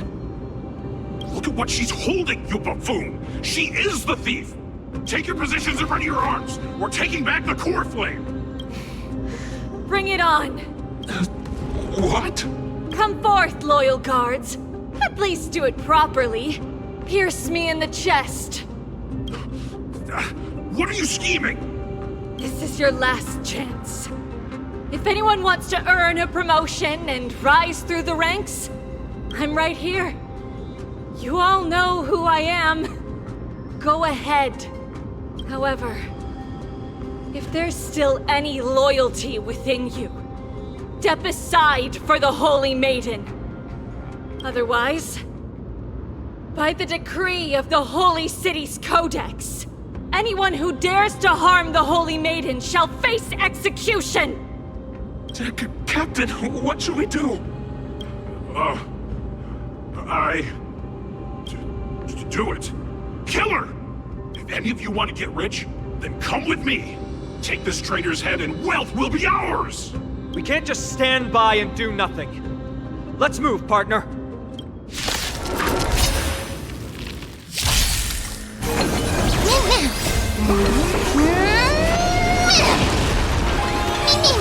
Time for resolution. Harmony and unison.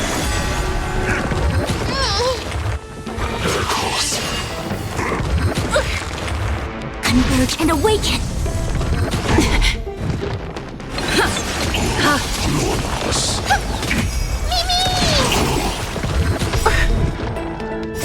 Stars echo.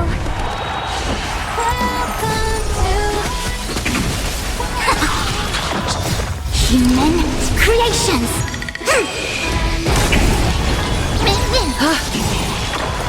Thus our fates become one. So fragile, like a wisp of silk. How's that possible? Could the Titan actually be on her side? That woman is the traitor!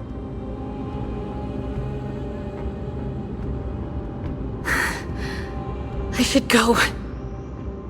Let's keep up.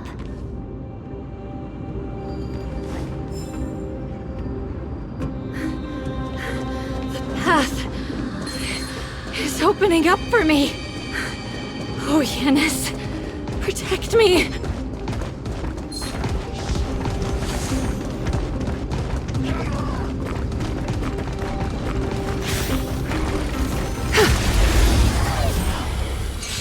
The Titan is on her side.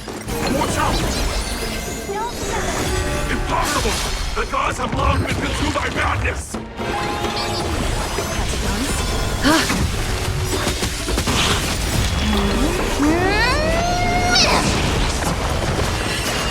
Together as one.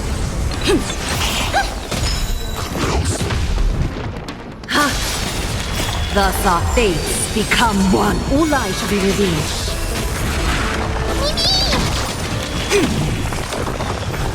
So fragile, like a wisp of silk.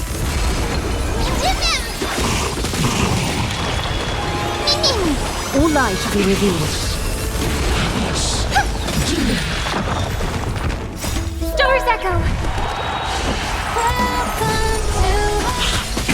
So fragile, like a wisp of silk.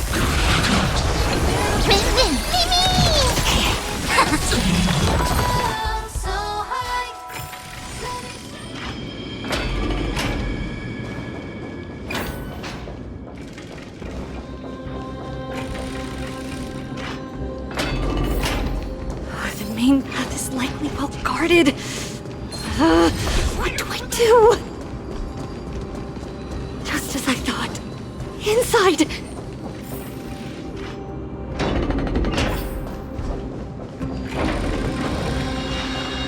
There are guards here too. Don't alert them.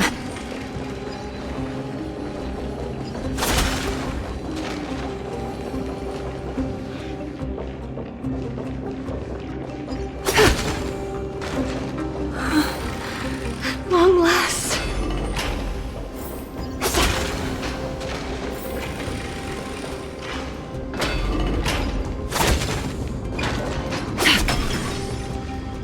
A creature of the Holy City guards, but I'm already so close! This should be the last fight. We have to help her get through. But I don't get it. This has been puzzling me for a while now. Who has been aiding Trebios in her escape?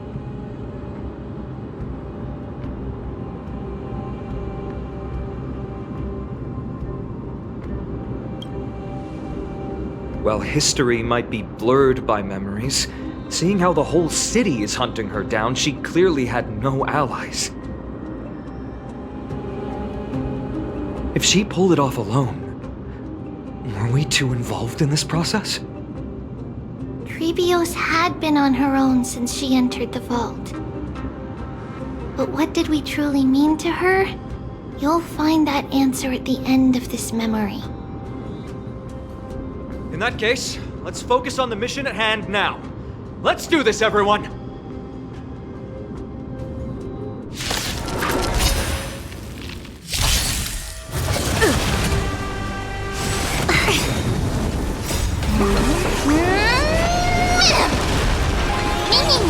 Catadons? Ha! Resonate all together. No matter. Human creations. Converge and awaken. Thus our fates. So fragile, like a wisp of silk.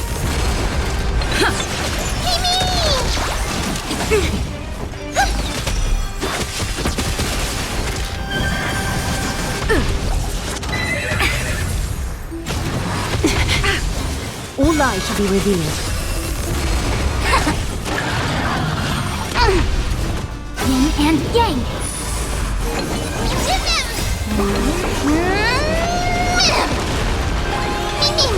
So fragile, like a wisp of silk. Stars echo. All lies shall be revealed.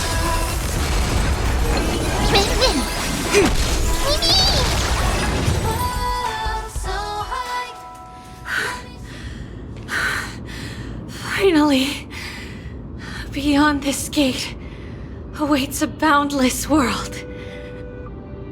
This is where my journey begins. God of passages, can you see me? I will complete the path that you started. No response after all. Yanis, may you have a good dream. I can't stay here much longer. It's time to leave. Well, looks like this is the end of the memory. Not yet. The question that has been puzzling you. She's about to reveal the answer. But nothing happened. What was making her or you hesitate at this moment? If she had known this flame chase journey would proceed as the Titan foretold, bringing about great suffering and fatalities, including her own, would she still have chosen to walk through the gate and start her journey? I think the answer is already within you. And you've made your own decision. What? You can hear us? Not really. She can neither see nor hear us. Yet she knew that one day, someone would return to unveil this dust-covered memory. We can never know for sure who helped us back then. But that kindness was forever engraved in our hearts, motivating us to move forward. Time has modified this memory into a special letter, so that we do not forget our original intent. It's a letter written by Trebios of the past and sent to her future self. In this memory, it is Trebios of the future who overcomes all difficulties for her and sends her on a long journey toward the tomorrow where we are. Yes, you'll remember it all. And then find your way back to the gate where everything began. Here, I will set sail toward the distant horizon. Here, you have traveled far on your way home. Such is the maxim that unveils Trebios' fate. You shall shatter into 1,000 fragments and wither on the soil of foreign lands. So, if you ever feel lost, return to this place. I'll keep this memory here for you. Or for me, to embrace it again. Worry not. Though loss is something we've grown used to, our resolve and our pledge are what Trebios will never forget. Each one of us has never failed to remember. Losses are a constant on the flame chase journey, among which even life itself holds little value. The hot blood of the sacrificial lamb will not be spilled in vain, like my mother and I. The libations poured are guaranteed to bear fruit, just as my blade-wielding right hand is not a hollow formality. Surmount the myriad passages of Yanis, and we will once again ride the west wind and let the wings carry us far away. So, this is your answer? That's right. In the name of the three fates, I stand by my answer with no regrets.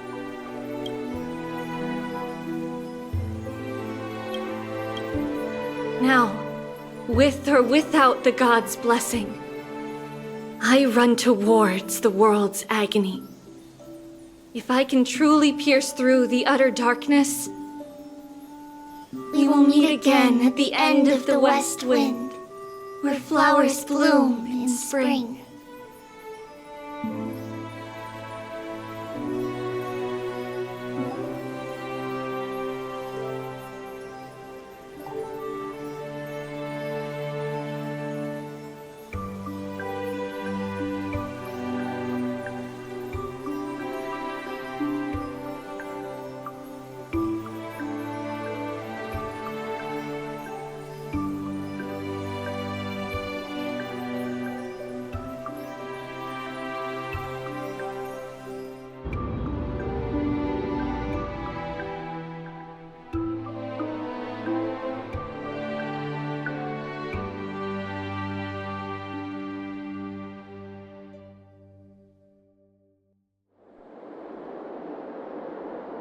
Lady Treby, do you still think that everything will be fine tomorrow? Yeah, that's what Trianne would say as well. With all due respect, Lady Treby, you know perfectly well that see you tomorrow is nothing but a white lie. I hope your toughness is not a mask hiding a lonely heart. Cass, that's not a lie. See you tomorrow is the greatest prophecy in the world. Prophecy? Listen, in every corner of this land, every heartbeat carries a prayer for that prophecy to come true. It may be that only a few heroes will bring tomorrow to the new world, but the prophecy of leading everyone to tomorrow belongs to all in Amphorius. But not everyone has the chance to see tomorrow. How can such words be called a prophecy? Because people believe it will come true, and they are trying hard to hold on to that belief. Even as the world teeters on the brink of collapse, everyone is pressing forward, longing to reach farther and move toward tomorrow. And that is why a holy maiden exists to lead the world toward tomorrow, and why Yanisopolis' prophecy unfolds as passages. Fate is not about the outcome, but the journey. It's not the flowers that bloom at the end of the road, but rather the paths that lead beyond the gate, where people tread toward the sea of flowers.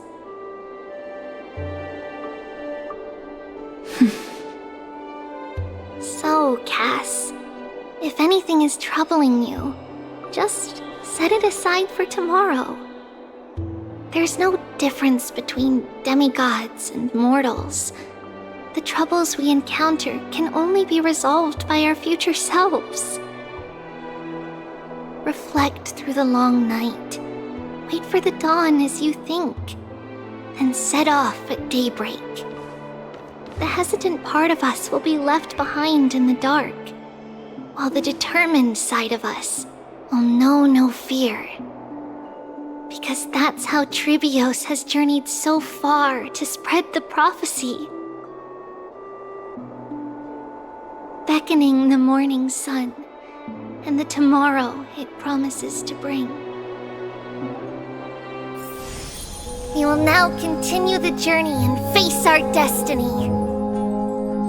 We will step over the gods' corpses and wander among humanity, and thus we shall sweep apart Amphorius' pitch-dark fog. And at the end, all will reach that silver-white shoal, that end of the journey, that new world and new tomorrow. It is a haven free from storms, cold, and heavy rains. No sorrow can linger there. We've made a promise to meet again at the end of the west wind, where flowers bloom in spring. See you tomorrow, Trianne. See you tomorrow!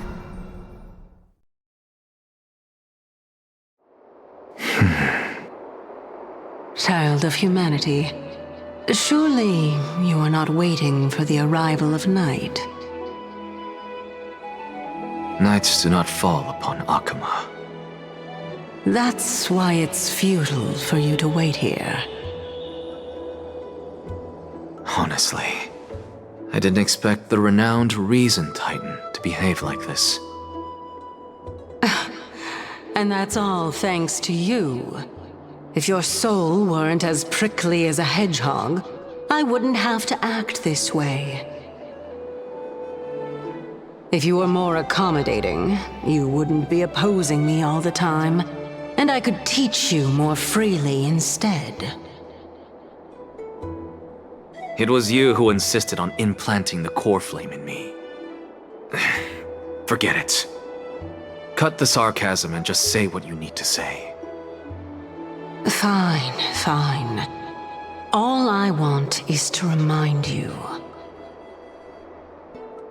There's not much left in your soul.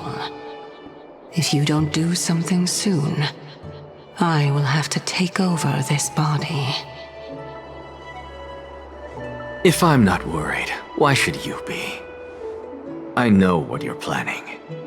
You just want my help answering the question. What exactly are we? Correct? It's good that you remember. Thus, equivalent exchange. It's only fair. Then rest easy. The answer will soon be revealed, and you'll have to return my body shortly. Is that true? Certainly. I initially thought this extremely frail state would hinder me from getting my body back. But I didn't expect the answer to be right within it. That saved me a lot of trouble. I don't even need the black-robed swordmaster's ceremonial blade. That's certainly worth celebrating. Regrettably, I can't carry out the upcoming experiment alone.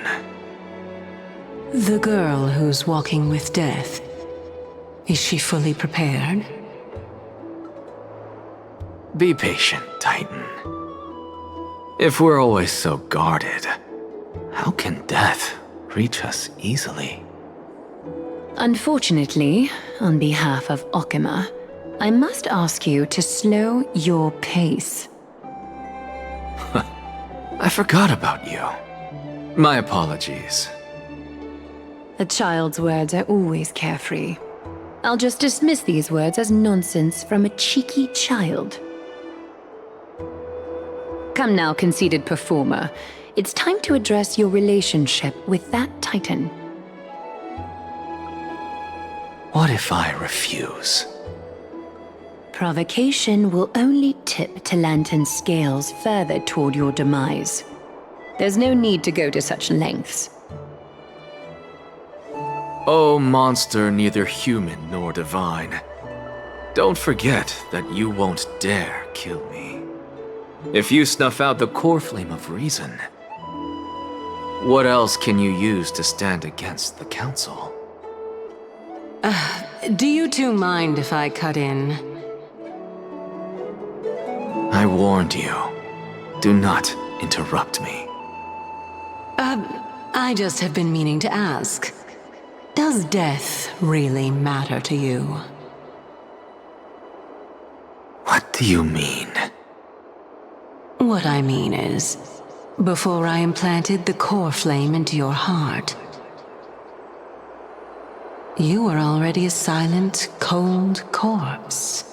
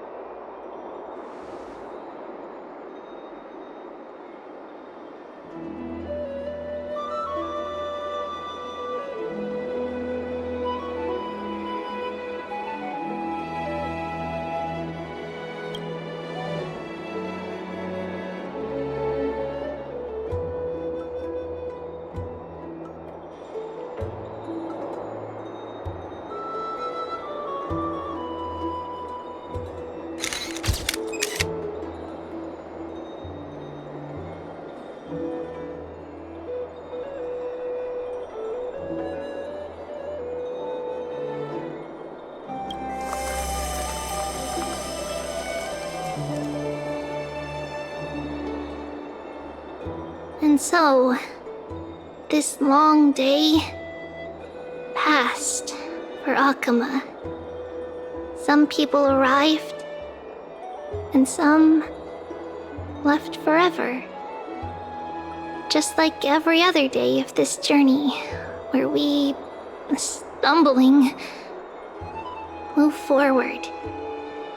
We have long been prepared. If we are to chase the flames, then we must grow used to farewells. And yet, no one back then could foresee death. Its arrival would always be so sudden and so momentous.